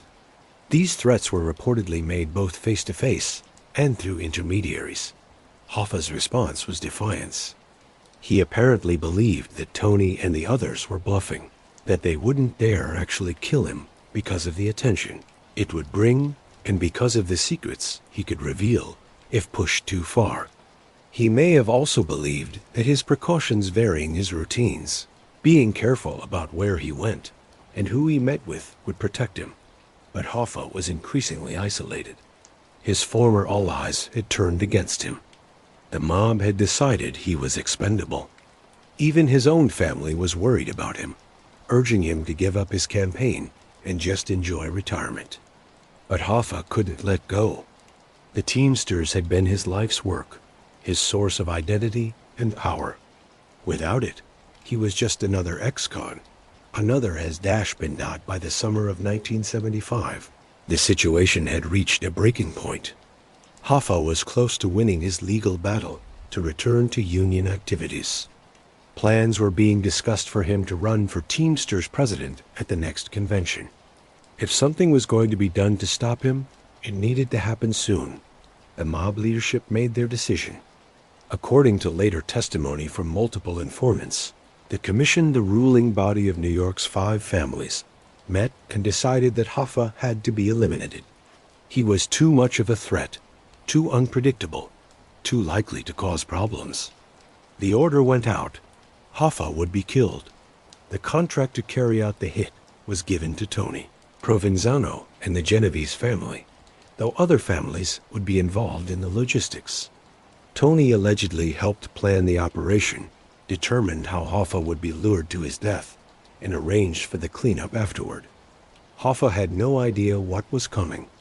Despite all the warnings, all the signs, all the evidence that he was in mortal danger, he apparently believed until the very end that he could maneuver his way back to power. He was about to learn, in the most final way possible, that he had miscalculated badly. The day began normally for Jimmy Hoffa. He woke up at his home in Lake Orion, Michigan, a suburb of Detroit. It was a Wednesday, warm and sunny, a typical summer day in the Midwest. Hoffa had plans to meet with 2 people that afternoon. Anthony Tony Jack Giacolone, a high-ranking member of the Detroit Mafia, and Tony Provenzano. The meeting had been arranged through intermediaries. Hoffa believed it was to discuss reconciliation, to work out a deal where he would be allowed back into Teamsters leadership without threatening the current power structure. Tony Jack Giacolone was supposedly serving as a mediator, someone both sides trusted who could broker a compromise. In reality, it was a setup. The meeting was designed to lure Hoffa to a location where he could be killed with minimal risk of witnesses or complications. Tony Provenzano was supposedly going to attend, but he had no intention of actually being there. He would make sure he had an ironclad alibi, putting him far from the scene of the crime when it happened. That afternoon, around 2 p.m., Hoffa told his wife Josephine that he was going to the Machus Red Fox restaurant in Bloomfield Township, a Detroit suburb. The Red Fox was an upscale restaurant in a shopping center parking lot, a public place where Hoffa apparently felt safe meeting with people he didn't entirely trust. Hoffa arrived at the Red Fox around 2:15 p.m. He was seen in the parking lot by several witnesses. Standing near his car, a green Pontiac Granville, he appeared to be waiting for someone. He made a phone call from a payphone in the restaurant around 2:30 p.m., calling his wife to say that the people he was supposed to meet hadn't shown up yet, and he was still waiting. That was the last confirmed sighting of Jimmy Hoffa alive, sometime between 2:30 p.m. and 3:30 p.m. He disappeared from the parking lot of the Machus Red Fox restaurant. His car was found later, locked with no signs of struggle. Hoffa himself was never seen again. What exactly happened in that parking lot has never been definitively established. But based on later testimony from mob informants and FBI investigations, the following scenario is what likely occurred. A car pulled into the parking lot, driven by someone Hoffa knew and trusted. This was crucial. Hoffa was cautious and wouldn't have gotten into a car with someone he didn't know. The driver told Hoffa that the meeting location had been changed, that Tony Jack and Tony Pro were waiting for him elsewhere. This wasn't unusual in mob circles, where security concerns often led to last-minute changes in meeting locations. Hoffa got into the car, probably voluntarily, expecting to be driven to the real meeting location. Instead, The car drove to a nearby location, possibly a house, possibly another building, where other men were waiting. What happened next was murder. According to the most credible informant testimony, Hoffa was killed shortly after being taken from the Red Fox parking lot. He was shot in the head at close range, probably by someone he knew, someone he had worked with for years. His body was then disposed of in a way designed to ensure it would never be found. The disposal method has been the subject of enormous speculation over the years. Various theories have been proposed: that his body was buried in concrete at a construction site, that it was run through an industrial shredder, that it was burned in an incinerator, that it was buried in a rural area and later moved. FBI investigations over the decades have followed numerous leads, excavated multiple sites, and pursued countless tips. But Hoffa's body has never been recovered. What is clear is that the operation was professional and well planned. Multiple people were involved, each handling specific aspects: the lure, the abduction, the murder, the disposal. The coordination required suggests significant planning and resources, which is consistent with a mob hit authorized at the highest levels. While Jimmy Hoffa was disappearing in Detroit, Tony Provenzano was making absolutely certain that he could prove he was nowhere near Michigan.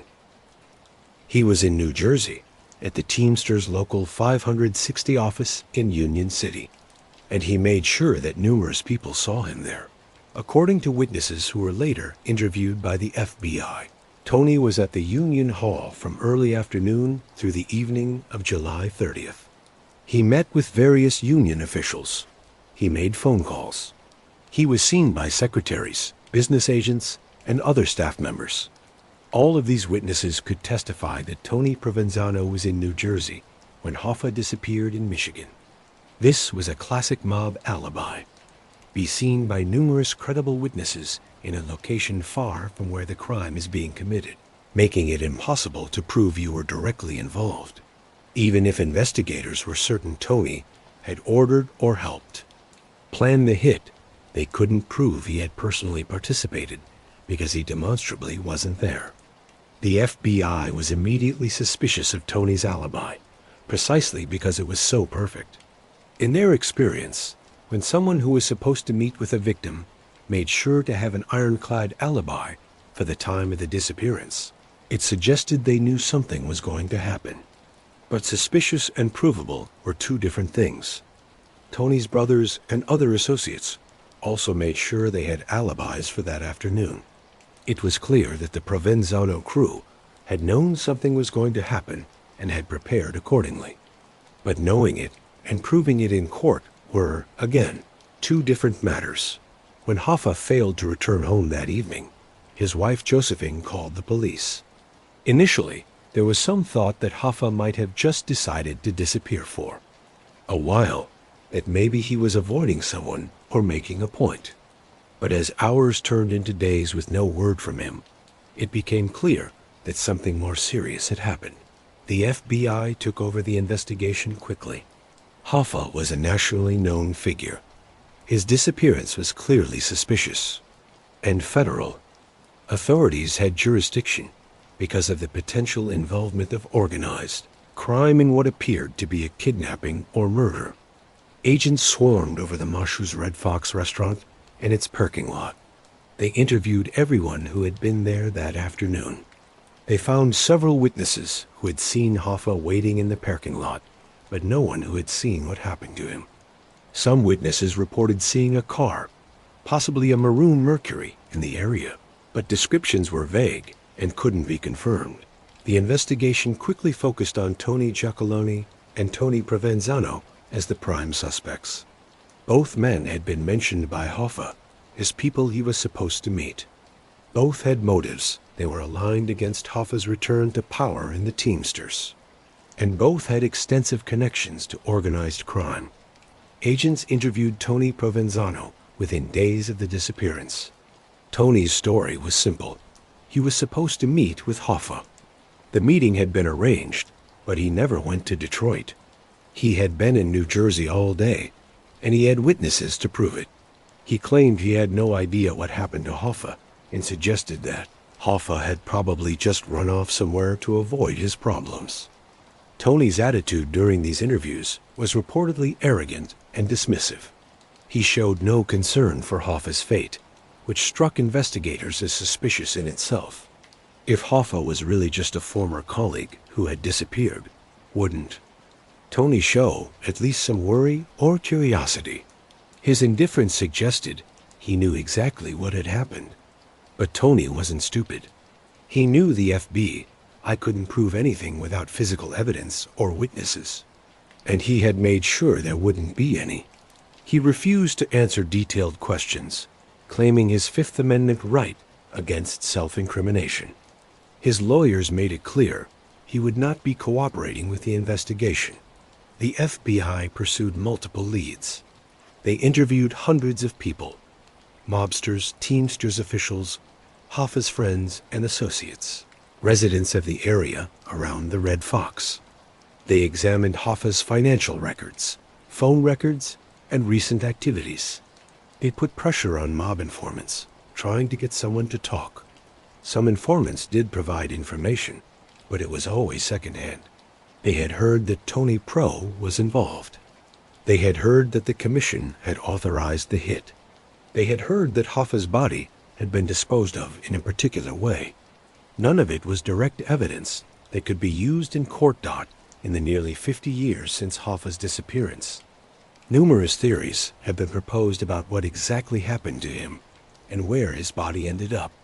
Some of these theories are based on credible information from FBI investigations and informant testimony. Others are wild speculation or deliberate disinformation spread by people involved in the crime. One theory, supported by several informants, is that Hoffa's body was taken to a mob-connected funeral home or crematorium and destroyed. This would have been an efficient way to dispose of the remains, leaving no trace. The operators of such facilities could be trusted to keep quiet, and the process would leave no physical evidence. Another theory is that Hoffa was buried at a construction site, with his body encased in concrete. This was a classic mob disposal method, burying bodies at sites where they would be covered by buildings or roads, making excavation nearly impossible. Over the years, the FBI has excavated several sites based on tips that Hoffa might be buried there, including locations at Giant Stadium in New Jersey, a horse farm in Michigan, and various other places.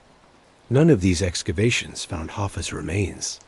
A particularly gruesome theory is that Hoffa's body was run through an industrial meat grinder or shredder. This method would have completely destroyed the body, leaving only fragments that could easily be disposed of. Some informants have suggested this was the method used, though others dispute it. Yet another theory is that Hoffa was buried in a rural area, and his body was later moved when investigators started getting close.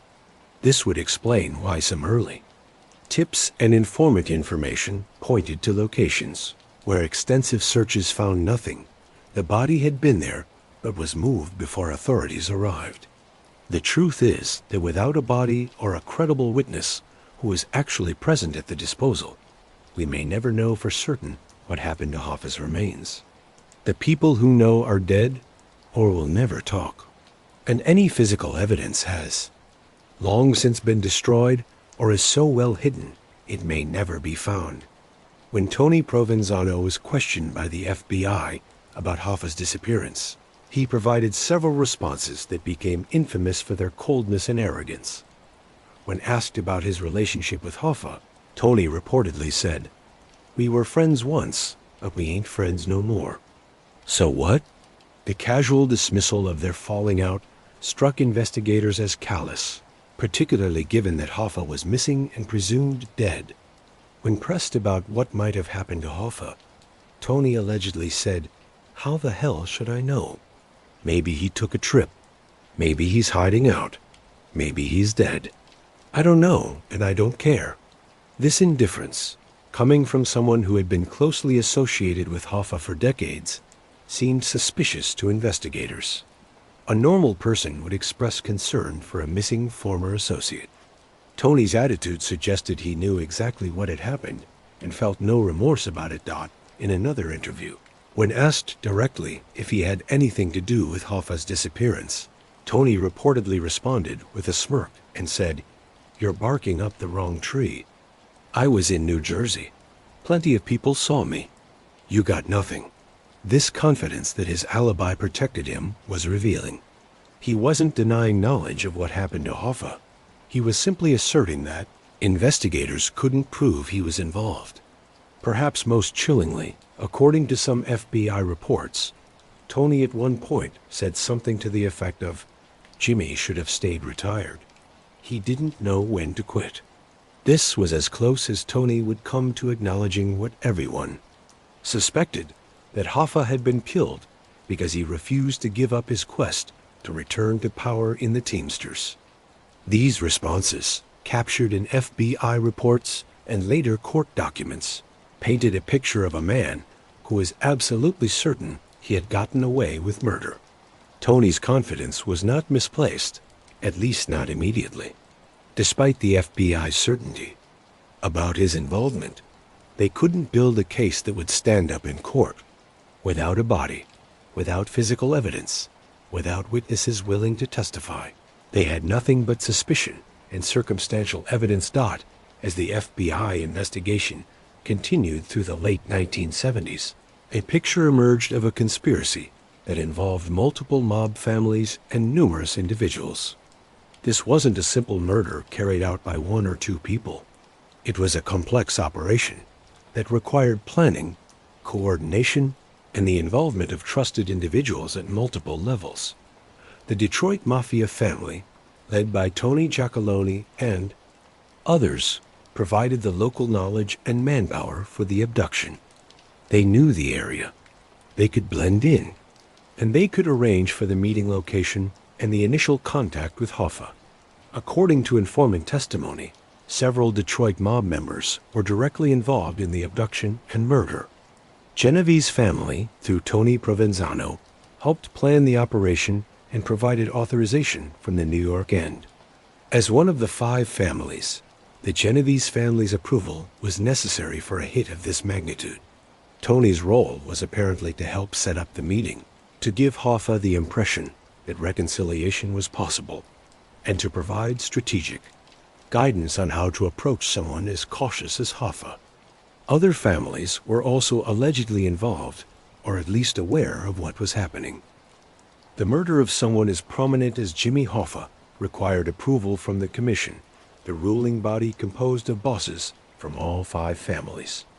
According to multiple informants, the commission had discussed Hoffa's fate at a meeting in the spring of 1975 and had given the green light for his elimination.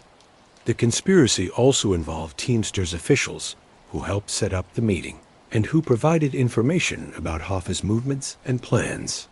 These officials, some of them still in the Union decades later, were never charged because proving their involvement was impossible without testimony from the actual killers. The FBI identified numerous individuals they believed were involved in various aspects of the conspiracy. Some of these people were subsequently prosecuted for other crimes, and during those prosecutions, evidence related to the Hoffa case sometimes emerged.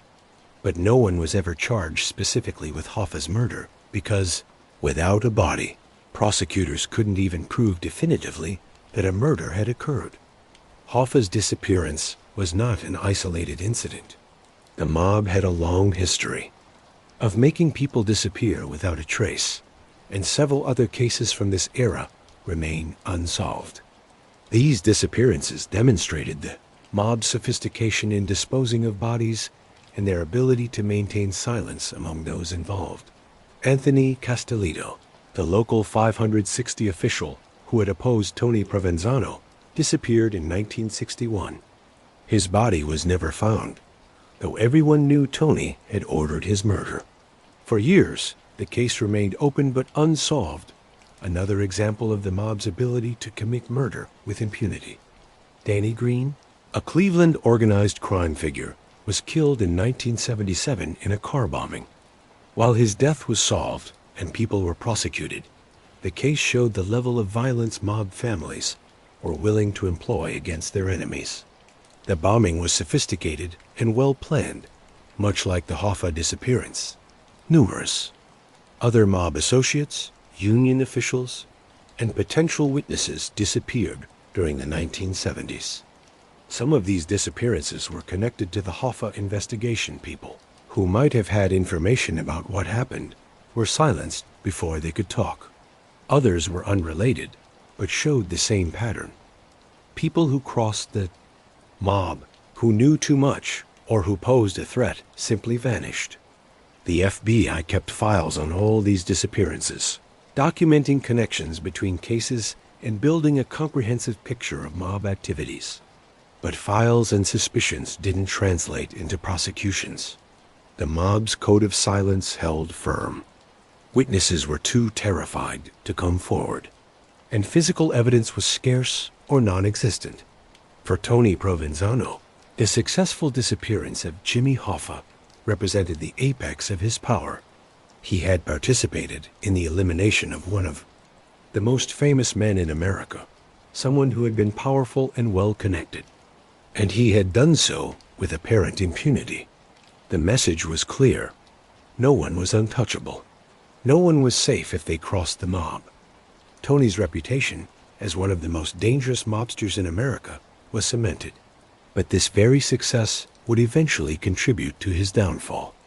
The Hoffa case brought unprecedented attention to Tony and to mob control of the Teamsters. The FBI's failure to solve the case quickly became an embarrassment, and it drove them to pursue every possible lead. And as new investigative techniques and new laws were developed, old cases like the Castellito murder were reopened with renewed vigor. Over the years following Hoffa's disappearance, various witnesses and informants came forward with information about the case. Some were credible, providing details that matched known facts and helped investigators understand what had happened. Others were seeking deals for their own legal troubles, offering information of questionable reliability in exchange for reduced sentences. One of the most important witnesses was Ralph Picardo, a mob associate who was in prison with Tony Provenzano in the 1970s. Picardo told investigators that Tony had bragged about Hoffa's murder, providing details about the planning and execution. According to Picardo, Tony had said that Hoffa had to go and that he would never be found. Picardo's testimony was considered credible because he provided information that could be verified through other sources. Another informant, whose identity was protected for his safety, told the FBI that he had overheard conversations between mob figures about Hoffa's disappearance. According to this witness, the decision to kill Hoffa had been made at the highest levels of organized crime, with multiple families coordinating on the operation. The witness described meetings where the logistics were discussed and where Tony Provenzano's role was outlined. Frank Chiren, a Teamsters official and mob associate, claimed in his later years most famously in the book I Heard You Paint houses that he had actually pulled the trigger and killed Hoffa. According to Chiren's account, he was taken to a house where Hoffa was waiting, and he shot Hoffa twice in the head. Chiren claimed he had been ordered to carry out the hit by Russell Bufalino, a Pennsylvania mob boss. Chiren's account has been controversial. Some investigators found it credible, as it matched certain known facts about the case. Others were skeptical, noting inconsistencies and questioning whether Chiren was really in a position to have carried out the hit. Chiren didn't come forward with his story until decades after the fact, when most of the other people involved were dead and couldn't contradict him. What all these testimonies had in common was that they pointed to Tony Provenzano as a central figure in the conspiracy to kill Hoffa. Even when witnesses disagreed about specific details, who actually pulled the trigger, where the body was disposed of, exactly who was involved, they consistently identified Tony as one of the key planners and organizers of the hit. The FBI conducted numerous additional interviews based on these tips and testimonies. They re-examined physical evidence, conducted new searches, and pursued leads that emerged from the witness statements. But they still couldn't build a prosecutable case for Hoffa's murder. The evidence was all circumstantial, or came from witnesses whose credibility could be challenged in court. Tony Provenzano, for his part, never wavered in his denials. He maintained until his death that he had nothing to do with Hoffa's disappearance, that his alibi was solid, and that the FBI was harassing him because they needed someone to blame for their failure to solve the case. Whether he actually believed this or was simply playing the role he needed to play is impossible to know.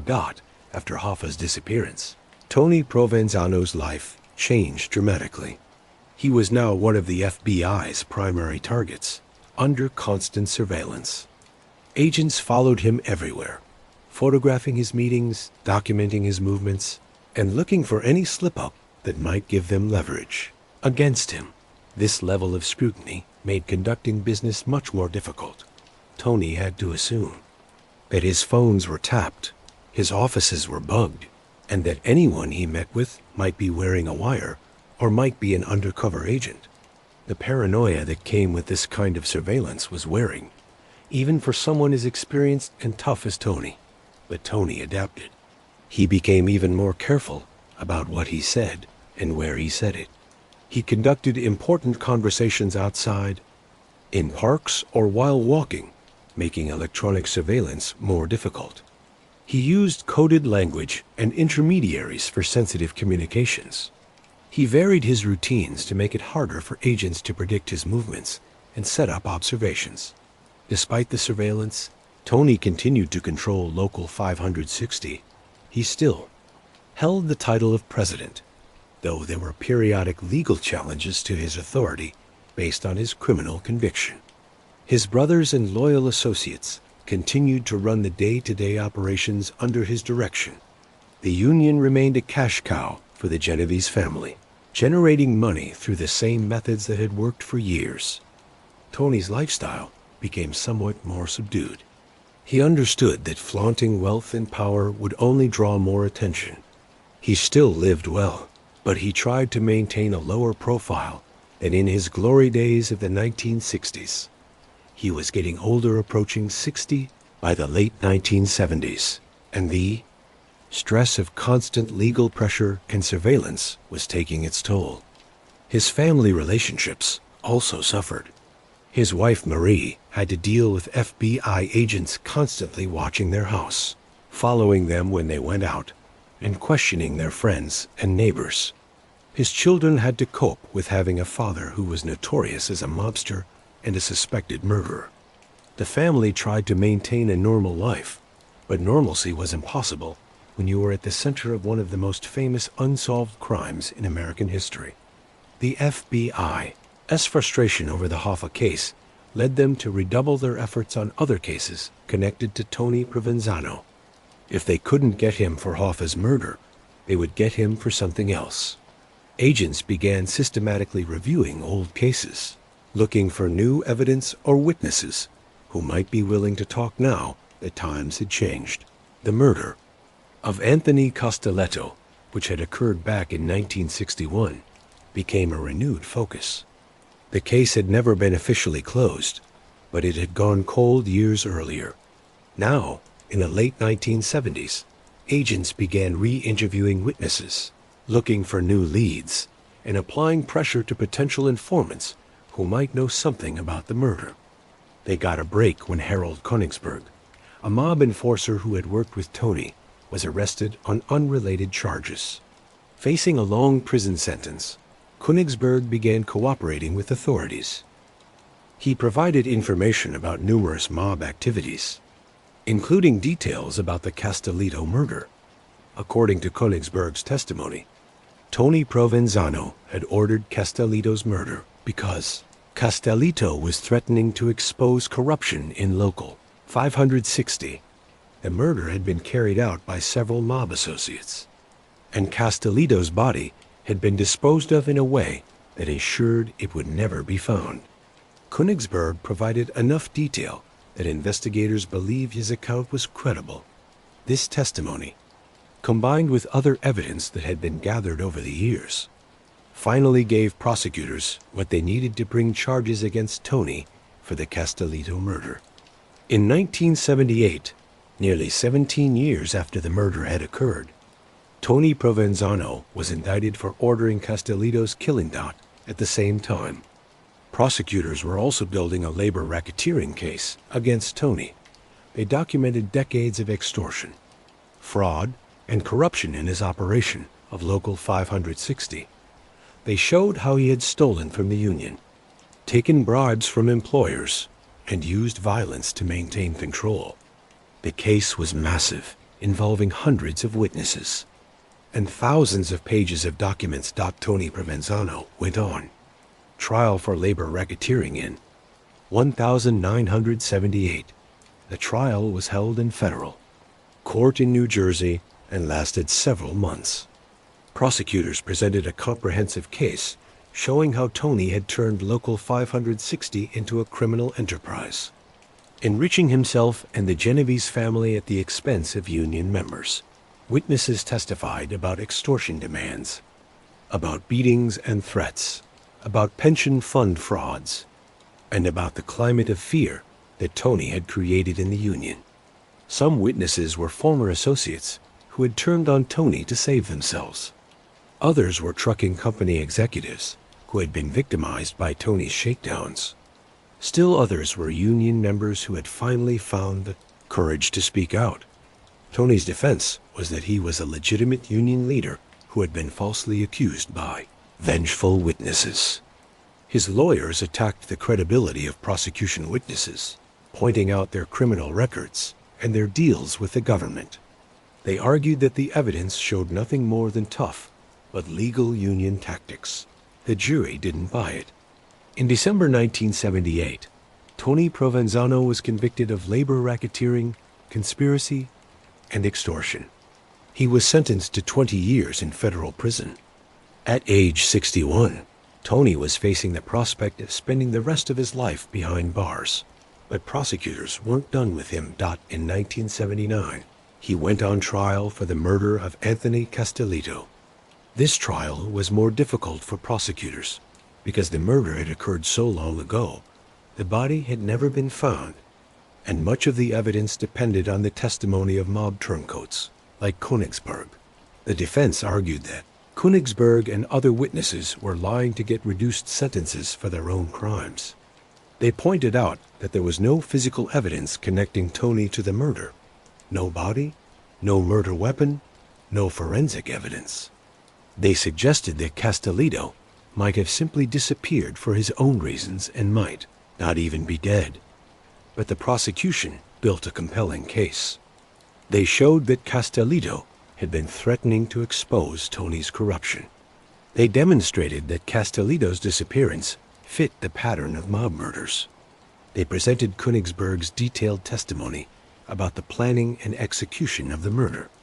And they showed that Tony had the motive, means, and opportunity to order the killing. The jury deliberated for several days. Before returning a verdict, guilty, Tony Provenzano was convicted of ordering the murder of Anthony Castellito. The judge sentenced him to life in prison, to run consecutively with his 20-year sentence for labor racketeering. Tony was now facing effectively the rest of his life behind bars. Tony Provenzano was sent to Lompoc Federal Penitentiary in California, far from his family and his power base in New Jersey. Lompoc was a medium-security prison that housed numerous white-collar criminals and organized crime figures. It was less harsh than maximum-security prisons, but it was still prisoned out at first. Tony tried to maintain his influence even from behind bars. He communicated with his brothers and associates on the outside, attempting to continue directing Local 560's operations. But the federal government moved quickly to cut off his control. They filed civil suits to remove the Provenzano family from union leadership and to place Local 560 under government trusteeship. These civil RICO, racketeer-influenced and corrupt organizations. Cases were a new weapon in the government's arsenal. Under RICO, prosecutors could seek to dismantle entire criminal enterprises, seizing assets and removing corrupt leadership. The Justice Department used RICO to systematically attack mob control of unions, and Local 560 was one of their primary targets. In 1986, after years of litigation, a federal judge ordered Local 560 placed under government trusteeship. Tony's brothers were removed from their positions. The union's finances were audited and reformed. Democratic elections were held, allowing rank-and-file members to actually choose their leadership for the first time in decades. The Provenzano dynasty that had controlled Local 560 since 1958 was finally broken. This was a devastating blow to Tony. The union had been his power base, his source of income, his legacy. Now it was gone, controlled by government trustees who were systematically dismantling everything he had built. His brothers, who had loyally carried out his orders for decades, were reduced to ordinary citizens with no power and no prospects. Tony's health also began to decline in prison. The stress, the loss of everything he had worked for, and simply the passage of time took their toll. He developed heart problems and other ailments related to age and stress. Prison doctors treated him, but his health continued to deteriorate. He maintained contact with his family through visits and phone calls, but the relationships were strained. His wife Marie stood by him, visiting regularly despite the difficulty of traveling to California. His children struggled with having a father who was infamous as a mobster and murderer. Some maintained relationships with him. Others distanced themselves, trying to build lives separate from his notorious legacy. In prison, Tony was just another convict, stripped of the power and fear he had once commanded. Other inmates knew who he was. You don't order the murder of Jimmy Hoffa without becoming infamous, but that notoriety didn't translate into respect or authority behind bars. He was an old man doing time, increasingly irrelevant in a world that had moved on without him. The successful prosecution of Tony Provenzano and the trusteeship of Local 560 were part of a broader campaign by the federal government to break mob control over American labor unions. Through the 1980s, the Justice Department used RICO statutes and other legal tools to attack corrupt union leadership across the country. The Teamsters Union itself, at the international level, became a target. In 1988, the Justice Department filed a massive RICO lawsuit seeking to remove the entire leadership of the International Brotherhood of Teamsters and place the union under government supervision. The case documented decades of mob infiltration and corruption, naming numerous officials who had worked with organized crime to loot the union. Rather than fight the case to conclusion, the Teamsters leadership agreed to a consent decree. The union would hold supervised elections, allowing rank-and-file members to directly elect the international president for the first time in the union's history. A government-appointed monitor would oversee the union's operations and work to root out remaining mob influence. This was a revolutionary change. For decades, the Teamsters presidency had been effectively controlled by organized crime. Presidents were chosen by corrupt delegates at conventions, and the mob ensured that only acceptable candidates won. Now, with direct elections and government oversight, that control was broken. Other unions faced similar actions. The Hotel Employees and Restaurant Employees International Union, the Laborers International Union, and others were subjected to RICO lawsuits and consent decrees designed to eliminate mob control. The pattern was the same: document decades of corruption, threaten to seize the union's assets and remove its entire leadership, and force the union to accept reforms and oversight. These actions were enormously controversial. Union advocates argued that the government was attacking organized labor under the guise of fighting organized crime. They pointed out that while corruption existed, millions of union members were honest workers who benefited from union representation. Critics suggested that breaking mob control would weaken unions to the benefit of employers. Supporters of the campaign argued that the mob had betrayed union members, stealing their dues and pension money while using the unions as criminal enterprises. They contended that honest unionism could only flourish once corrupt leadership was removed. They pointed to Local 560 as an example. After the trusteeship, the local's finances improved, corruption decreased, and members actually had a voice in their union for the first time in decades. The debate continues to this day about whether the government's campaign against mob-controlled unions was primarily about fighting crime or weakening organized labor. What's undeniable is that mob control over major unions was significantly reduced. The days when mobsters like Tony Provenzano could openly control major union locals and use them as personal criminal empires were largely overdone by the mid-1980s. Tony Provenzano was a broken man. He was in his late 60s, his health was failing, and everything he had built had been destroyed. His union was under government control. His brothers had been disgraced and removed from power. His reputation was as a murderer and racketeer. He would never leave prison alive. He spent his final years at Lompoc, increasingly isolated and irrelevant. Old associates rarely visited. Some were dead, others were in prison themselves, and still others wanted nothing to do with someone who attracted so much law enforcement attention. His family visited when they could, but the distance and the difficulty of prison visits meant these were infrequent. Tony refused to cooperate with authorities. Despite being approached numerous times by FBI agents and prosecutors who offered reduced sentences in exchange for information about unsolved crimes, including the Hoffa murder, Tony maintained the mob's code of silence. He would die without ever admitting his role in Hoffa's disappearance or providing information that might solve other cases. This silence was partly about honor, such as it exists among mobsters, and partly about practical self-interest. Tony knew that becoming an informant would mark him for death. The mob has long memories, and snitches can be killed even in prison. He also knew that his family might face retaliation if he cooperated. So he kept quiet, taking his secrets to the grave.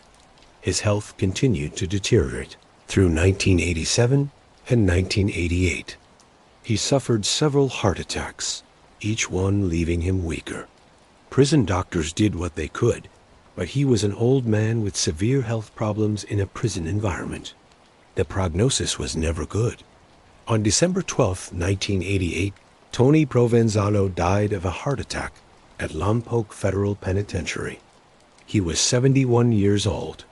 He had been in prison for 10 years, and he had died without ever being free again, without ever regaining any of the power he had once wielded. The news of his death received moderate media coverage. Newspapers ran obituaries, noting his role as a mob boss who had controlled the Teamsters, his likely involvement in Hoffa's disappearance, and his convictions for murder and racketeering. There was no sympathy in these accounts, no sense of tragedy about the fall of a powerful man. Tony had lived by violence and intimidation, and he died alone in prison. Most people felt it was appropriate justice. After Tony Provenzano's death, Local 560 continued under government trusteeship. The trustees who had been appointed to run the union worked methodically to reform it, eliminating corruption and restoring democratic processes.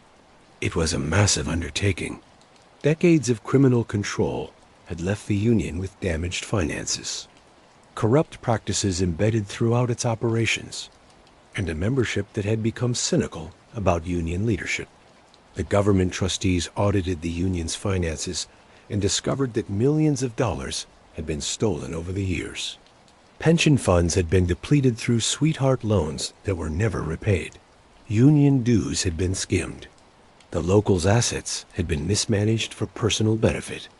The trustees worked to recover what they could and to ensure that remaining assets were properly managed. They also held genuinely democratic elections. For the first time in decades, candidates could run without fear of violence or intimidation. Union members could vote their conscience without threats. The elections were monitored by government officials to ensure fairness. The results brought new leadership to local 560 people who had not been part of the Provenzano machine and who were committed to running the union honestly. The reforms worked, though slowly.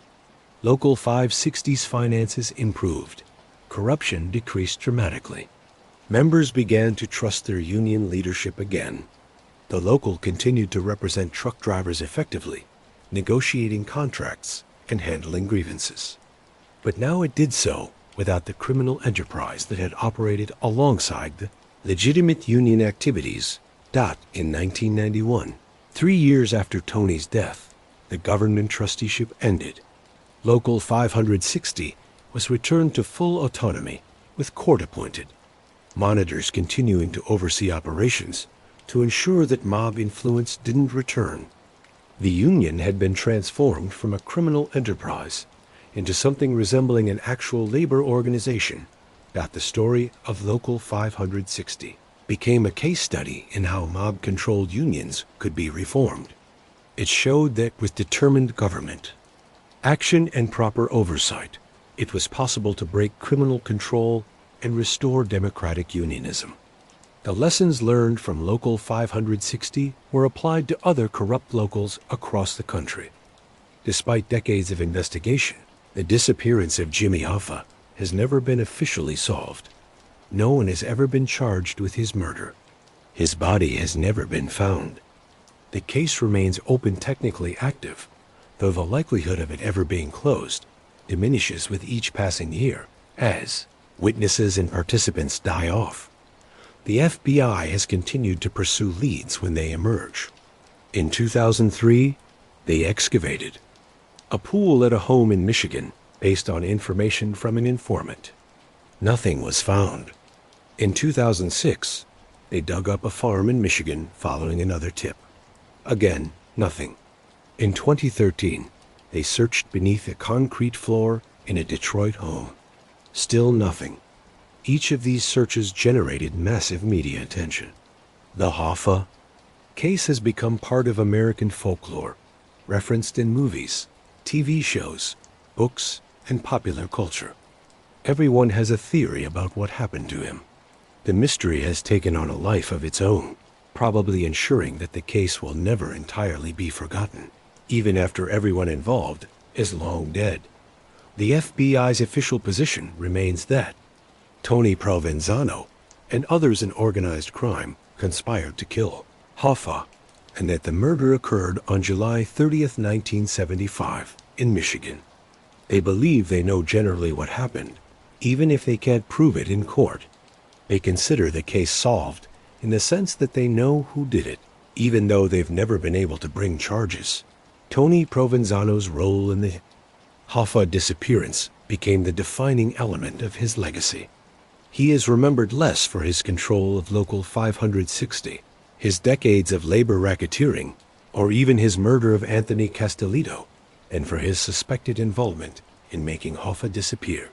That one crime, because of Hoffa's fame and the enduring mystery, overshadows everything else about Tony's criminal career. Over the years since Tony Provenzano's death, various mob figures have provided information about the Hoffa case. Some of these revelations came as deathbed confessions from aging mobsters who wanted to clear their consciences or set the record straight. Others came from informants seeking to trade information for reduced sentences or better treatment in prison. Frank Sheeran's confession, detailed in the book I Heard You Paint Houses, and later depicted in Martin Scorsese's film The Irishman, claimed that Sheeran personally killed Hoffa at the direction of Pennsylvania mob boss Russell Bufalino. According to Sheeran, Tony Provenzano was involved in setting up the meeting, but wasn't present for the actual murder. Sheeran described being taken to a house in Detroit, where Hoffa was waiting. Sheeran claimed he shot Hoffa twice in the back of the head at close range. The body was then taken away by others for disposal. Sheeran said he was told the body would be cremated, leaving no trace. Other informants have provided different details. Some claimed Hoffa was killed in a different location. Some named different people as the actual triggerman. Some described different methods of body disposal. The FBI has evaluated all of these claims, pursuing credible leads while dismissing information that doesn't match known facts. The problem with deathbed confessions and aged witnesses is that memories fade, details become confused, and there's often no way to verify claims about events that occurred decades earlier.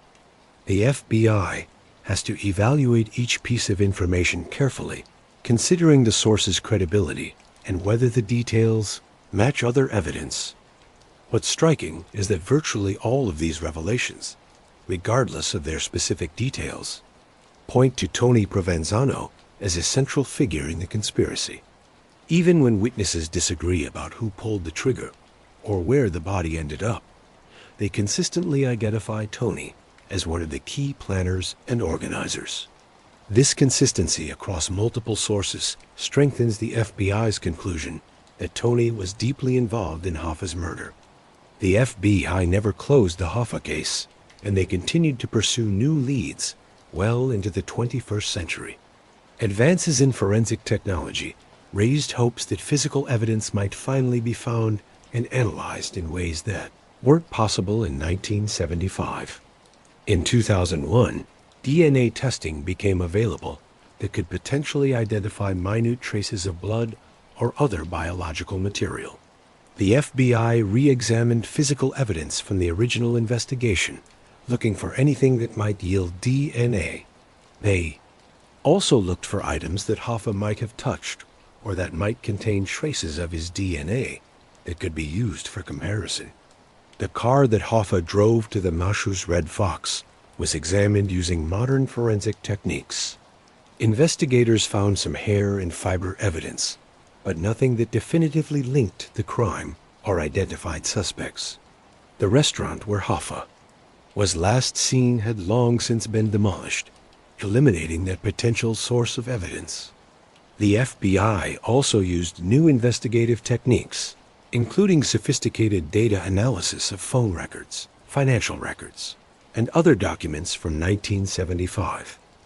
They mapped out connections between suspects, tracked movements and communications, and built comprehensive timelines. This work confirmed much of what they already believed, but didn't provide breakthrough evidence. In 2004, the FBI interviewed a mob informant, Vincent the Chin Gigante's former driver, who claimed to have information about Hoffa's disappearance. The interview provided some new details, but nothing that led to charges. Similar interviews with other aging mobsters and their associates occurred throughout the 2000s and 2010s, each offering the possibility of finally solving the case. The problem was always the same: interesting information, plausible theories, but nothing that rose to the level of evidence that could be used in court. And as the years passed, the window for prosecution was closing. Key figures were dying off. Witnesses' memories were becoming less reliable. Even if someone confessed tomorrow, prosecutors might struggle to prove the case beyond a reasonable doubt after nearly 50 years. In 2019, the FBI officially stated that they had reached a conclusion about what happened to Hoffa and who was responsible, but they declined to provide details publicly. They indicated that without physical evidence or living witnesses willing to testify, they would never be able to bring charges. The case would remain technically open, but was effectively closed. Anthony Provenzano occupies a unique place in the history of American organized crime. He was not the most powerful mobster. Many bosses and underbosses wielded more influence within their crime families. He was not the wealthiest. Others made more money from their criminal enterprises. He was not even the most violent. Plenty of mob enforcers and killers had higher body counts. What made Tony Provenzano historically significant was his role as a bridge between the mob and organized labor. He exemplified the mob's infiltration of unions, showing how organized crime could take control of legitimate institutions and use them for criminal purposes while maintaining a facade of legitimacy. His control of Local 560 represented the most complete and brazen example of mob control over a union local.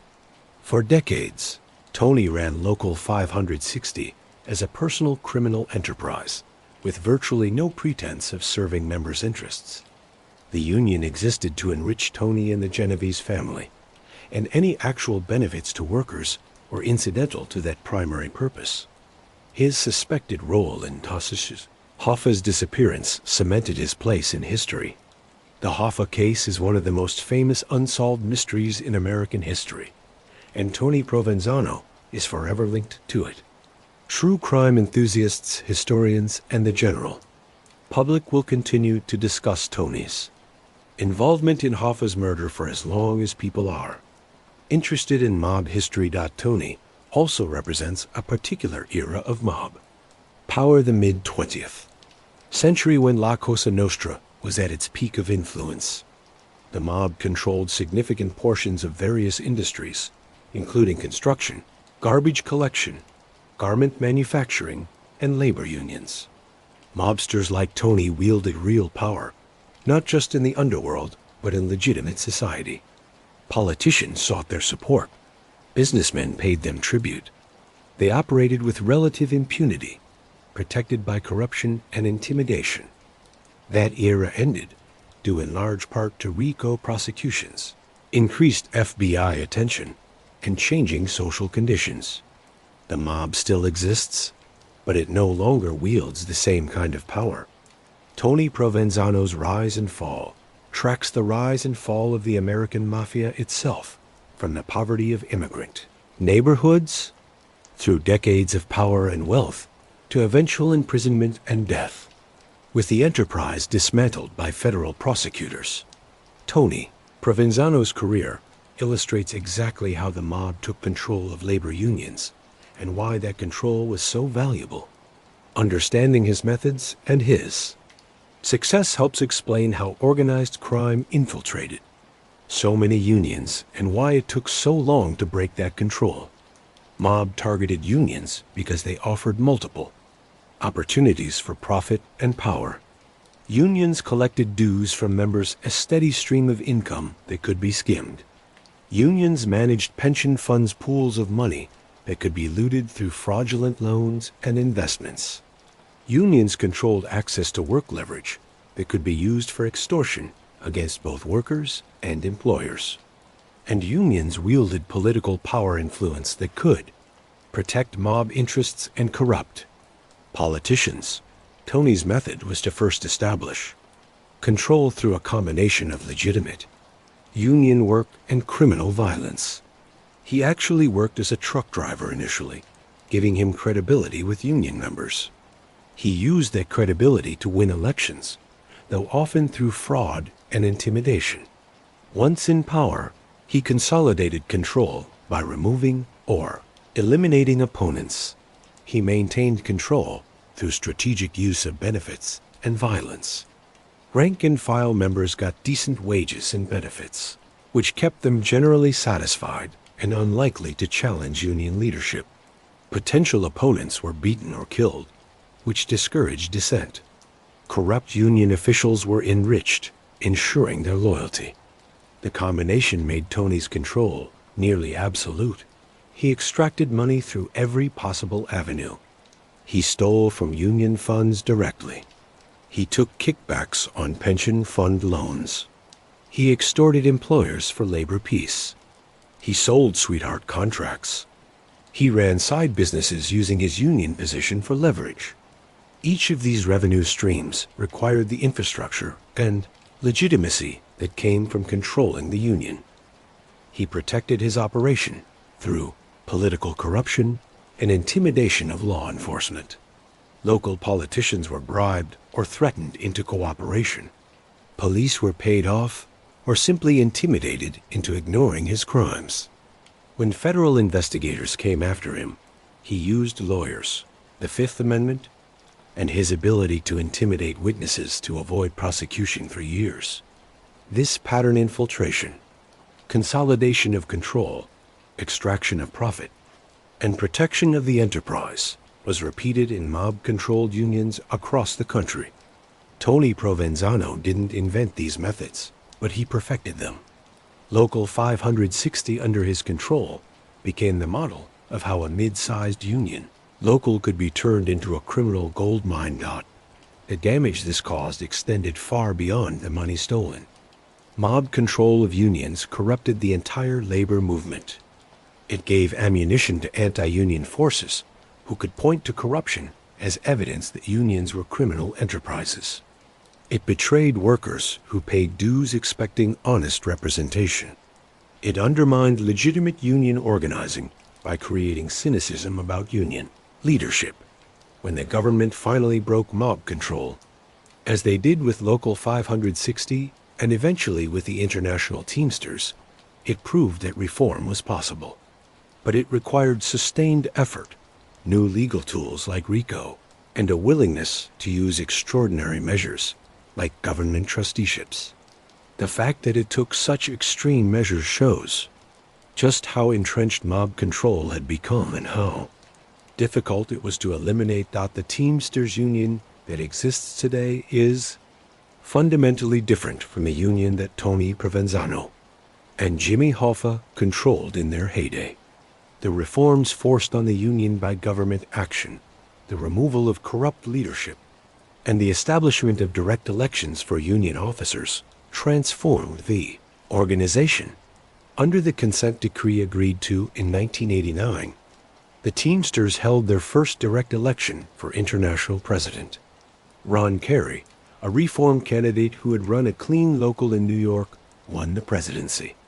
For the first time in decades, the Teamsters had a president who was not connected to organized crime and who was genuinely committed to fighting corruption. Carey's presidency was controversial and ultimately ended in scandal over campaign finance violations, but it represented a genuine break from the mob-controlled past. The Teamsters began to function more like a legitimate labor union, focusing on organizing workers, negotiating contracts, and advocating for labor-friendly policies rather than serving as a criminal enterprise. Government-appointed monitors who oversaw the union worked systematically to identify and remove remaining mob influence. Officers and business agents with organized crime connections were investigated and, in many cases, removed from their positions. The union's financial practices were reformed, with better auditing and transparency to prevent theft and fraud. The pension funds, which had been looted for decades, were placed under stricter oversight. The sweetheart loans to mob-connected businesses stopped. Investment practices were reformed, actually served the interests of members who would depend on these funds for retirement. While the damage done during the mob era couldn't be entirely undone, at least the bleeding was stopped. The Teamsters also began to recover their reputation. The union worked to shed its image as a mob-controlled organization and to reclaim its history as a legitimate labor union that had fought for workers' rights. This wasn't easy. Decades of corruption had done enormous damage to the union's standing. But progress was made. By the time the consent decree ended in 2020, the Teamsters had been transformed. Mob control was gone. Elections were genuinely democratic. Finances were properly managed. The union was once again focused primarily on its legitimate purpose of representing workers in collective bargaining and workplace advocacy. This transformation was Tony Provenzano's true legacy, though not the one he would have wanted. His crimes and the crimes of mobsters like him throughout the Teamsters led directly to the reforms that saved the union. If men like Tony hadn't been so brazen in their corruption, hadn't been so violent in their methods, hadn't been so greedy in their theft, the government might never have taken the extraordinary steps necessary to break mob control. The exposure of mob control in the US, Teamsters and other unions had mixed effects on the American labor movement as a whole. On one hand, It damaged the reputation of all unions, even those that were honestly run. Anti-union forces used mob corruption as evidence that unions were inherently corrupt and that workers would be better off without them. This argument gained traction during the 1980s and 1990s, a period when union membership was already declining due to economic changes and shifts in employment patterns. The spectacle of mob-controlled unions being dismantled by federal prosecutors fed into broader narratives about union corruption and incompetence. Employers fighting union organizing drives could point to the Teamsters and other corrupt unions as examples of why workers shouldn't organize. On the other hand, breaking mob control ultimately strengthened the labor movement by removing a source of genuine corruption and allowing honest unionism to flourish. Unions that were no longer controlled by mobsters could focus on their core mission of representing workers. They could advocate for labor-friendly policies without the baggage of mob connections. They could organize new workers without the taint of corruption. The governance campaign against mob-controlled unions also established important legal precedents. RICO lawsuits and consent decrees provided tools that could be used not just against mob influence, but against other forms of union corruption.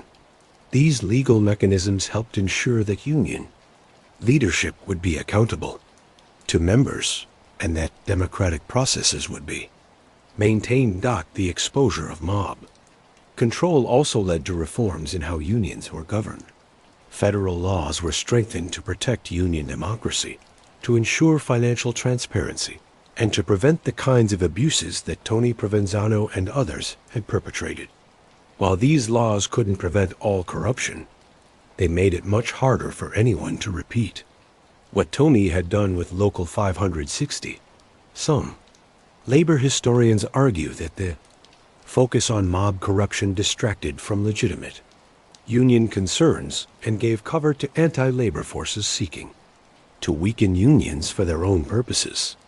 They point out that while mob control was real and damaging, it affected a relatively small percentage of unions, and that the vast majority of union officials were honest people trying to represent their members. Others counter that mob control in key industries like trucking, construction, and longshoremen had effects far beyond the specific locals controlled by mobsters. The corruption undermined the entire labor movement, betrayed millions of workers, and gave credibility to anti-union arguments. Cleaning up this corruption, even at the cost of short-term damage to unions' reputation, was necessary for the long-term health of the labor movement. The debate continues. But what's undeniable is that the era of brazen mob control over major unions is over. Men like Tony Provenzano could not operate today the way they did in the 1960s and 1970s. The legal tools exist to stop them. The oversight mechanisms exist to catch them. And the cultural changes in law enforcement and in unions themselves make such behavior less tolerable. Anthony Provenzano's life offers numerous lessons about organized crime, corruption, power, and the American dream gone wrong. Born into poverty to immigrant parents, Tony achieved wealth and power beyond anything his parents could have imagined. But he did so through violence, theft, and betrayal. And he ultimately died alone in prison, his empire destroyed and his name synonymous with corruption and murder. One lesson is about the seductive nature of power obtained through violence. Tony discovered early that he was good at intimidation and willing to hurt people. This skill brought him rewards, respect, fear, money, advancement. The more he used violence, the more it worked for him, creating a feedback loop that reinforced the behavior. By the time he was an adult, violence was his primary tool for solving problems, and he used it without hesitation or apparent remorse. Another lesson is about the corrupting influence of unchecked power. When Tony took control of Local 560, he had virtually no constraints on his behavior. He could steal, extort, and kill with impunity. Local law enforcement wouldn't stop him. Union members couldn't challenge him. For years, even federal authorities couldn't touch him. This lack of accountability allowed his corruption to flourish and grow more brazen over time. The importance of institutional integrity is another lesson from Tony's story. Local 560 was an institution that was supposed to serve workers' interests, but it was corrupted into serving Tony's interests instead. Once the corruption took hold, it became self-perpetuating. Corrupt officials protected each other. Honest voices were silenced, and the institution's stated purpose became divorced from its actual function. Only outside intervention by federal authorities could break the cycle. Tony's story also illustrates the limits of mob power. For decades, he seemed untouchable, operating with impunity and accumulating wealth and influence.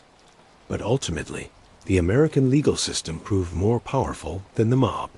New laws, determined prosecutors, and persistent investigators eventually brought Tony down. His confidence that he was too smart and too well protected to get caught proved to be hubris. The intergenerational nature of organized crime is another theme in Tony's life. He grew up in a neighborhood where mob influence was pervasive, where young boys naturally looked to mobsters as role models and sources of opportunity. He followed that path, and his success helped perpetuate the system, drawing in new generations of young men who saw the mob as their path to success.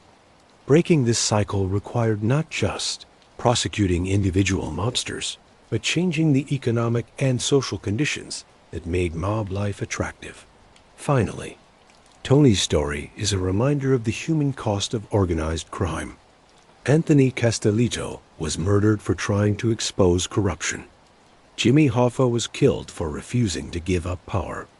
Countless truck drivers were cheated out of their dues and pension money. Families were destroyed by violence and imprisonment.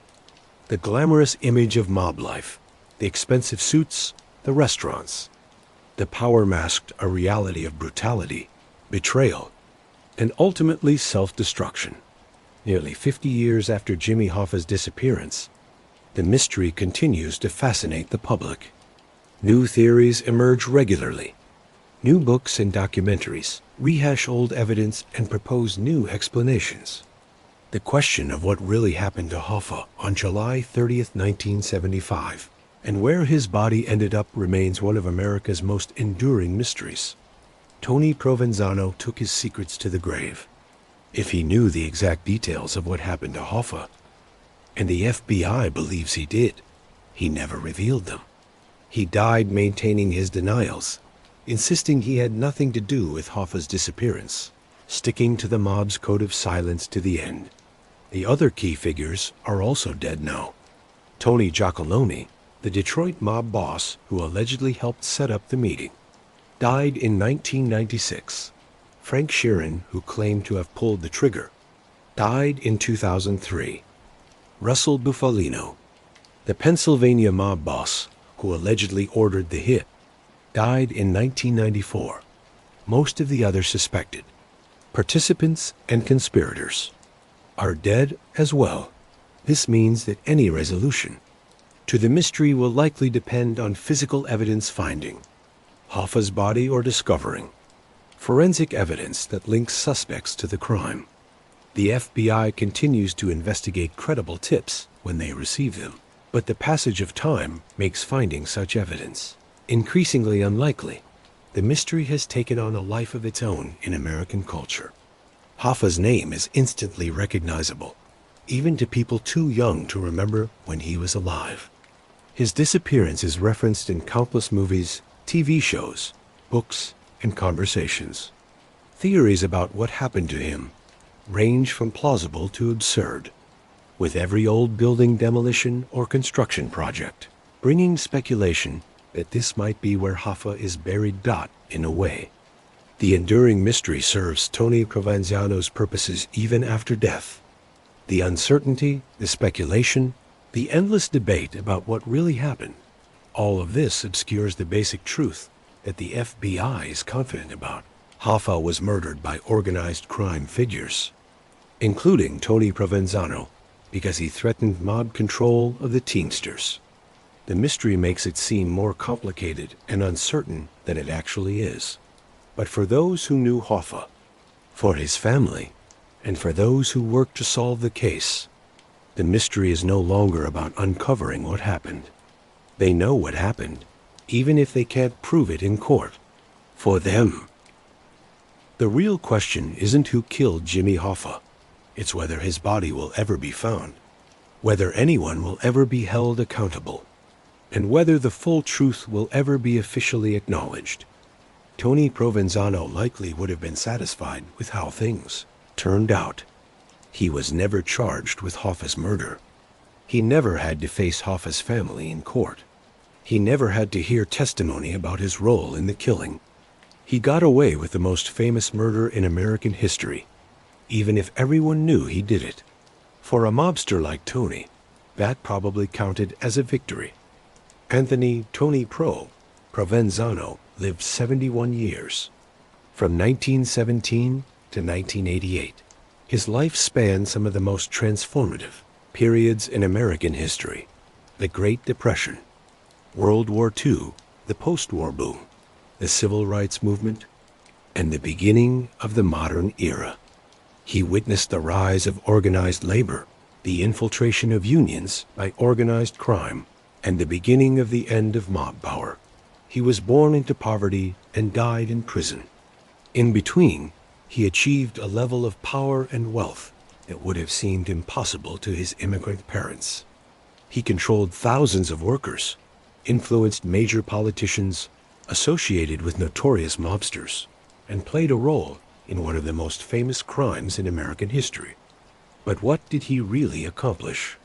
His union, Local 560, was corrupted and had to be taken over by the government to be reformed. The Teamsters Union, which he helped control through his alliance with Hoffa, was similarly corrupted and required federal intervention to clean up. His criminal empire was dismantled.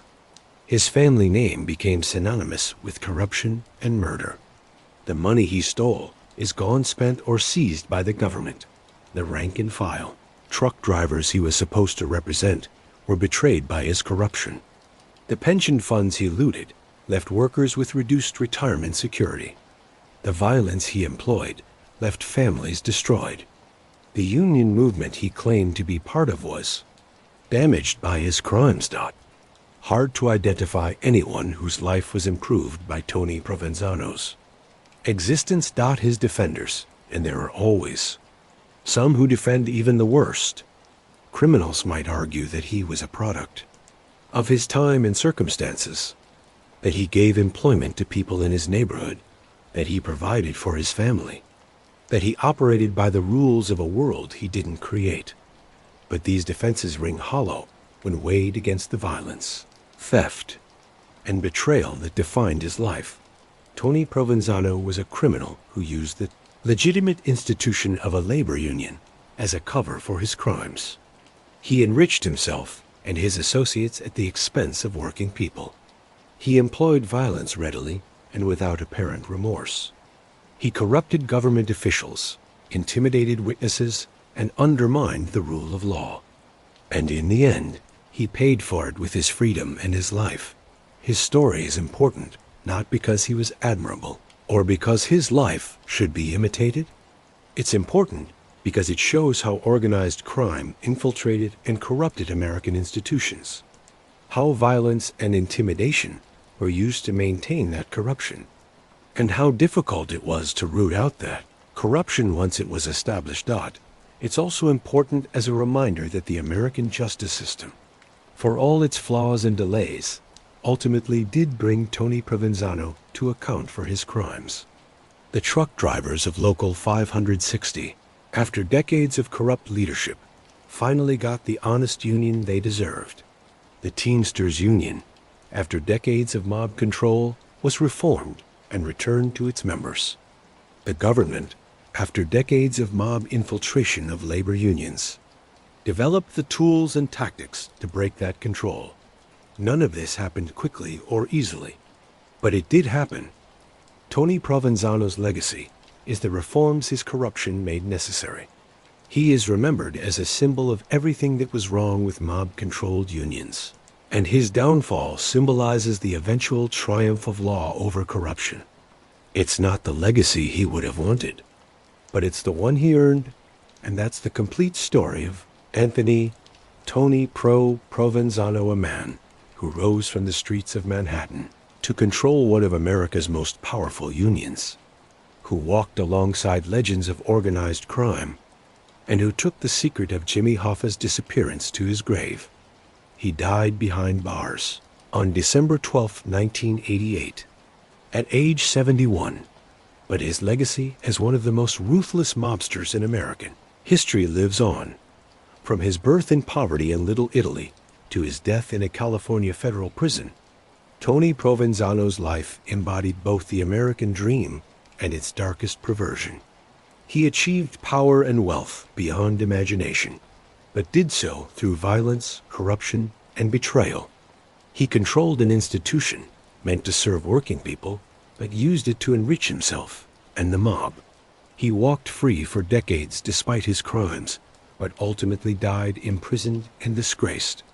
The union he corrupted, Teamsters Local 560, was reformed and returned to democratic control. The Teamsters International, which he helped corrupt through his alliance with Hoffa, underwent similar transformation. The pension funds he looted were placed under proper management. The violence and intimidation he employed to maintain power eventually led to the legal reforms that broke mob control over American labor unions. What do you think really happened to Jimmy Hoffa? Do you believe Tony Pro ordered the hit? The FBI is confident that he played a central role in planning Hoffa's murder, even if he was careful to be in New Jersey when it happened. The circumstantial evidence is overwhelming. The motive, the opportunity, the pattern of behavior, the witness testimony. But without Hoffa's body, without a confession, without physical evidence, the case remains officially unsolved. Let me know your theories in the comments below. If you made it this far through this deep dive into Tony Provenzano's life, you're a true crime legend. Thank you for watching or listening. This has been a journey through one of the darkest chapters in American labor history, through the golden age of mob power, and through one of the most famous unsolved mysteries of all time. Make sure you're subscribed with notifications on, because I've got more deep dives into the most fascinating gangsters, mobsters, and unsolved mysteries in history coming your way. Hit that like button if you found this story compelling, and share this with anyone who loves true crime. From OB history or American labor history, check out the playlist on screen. For more stories just like this one deep dives into the lives of the most notorious criminals in American history.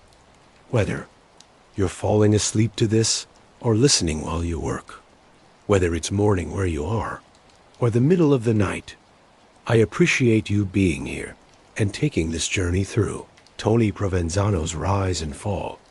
His story is a reminder that power built on violence and corruption ultimately crumbles, that the American justice system, for all its flaws, can eventually bring even the most powerful criminals to account, and that institutions corrupted by criminal influence can be reformed and restored. Until next time, stay curious, stay safe, and I'll see you in the next story.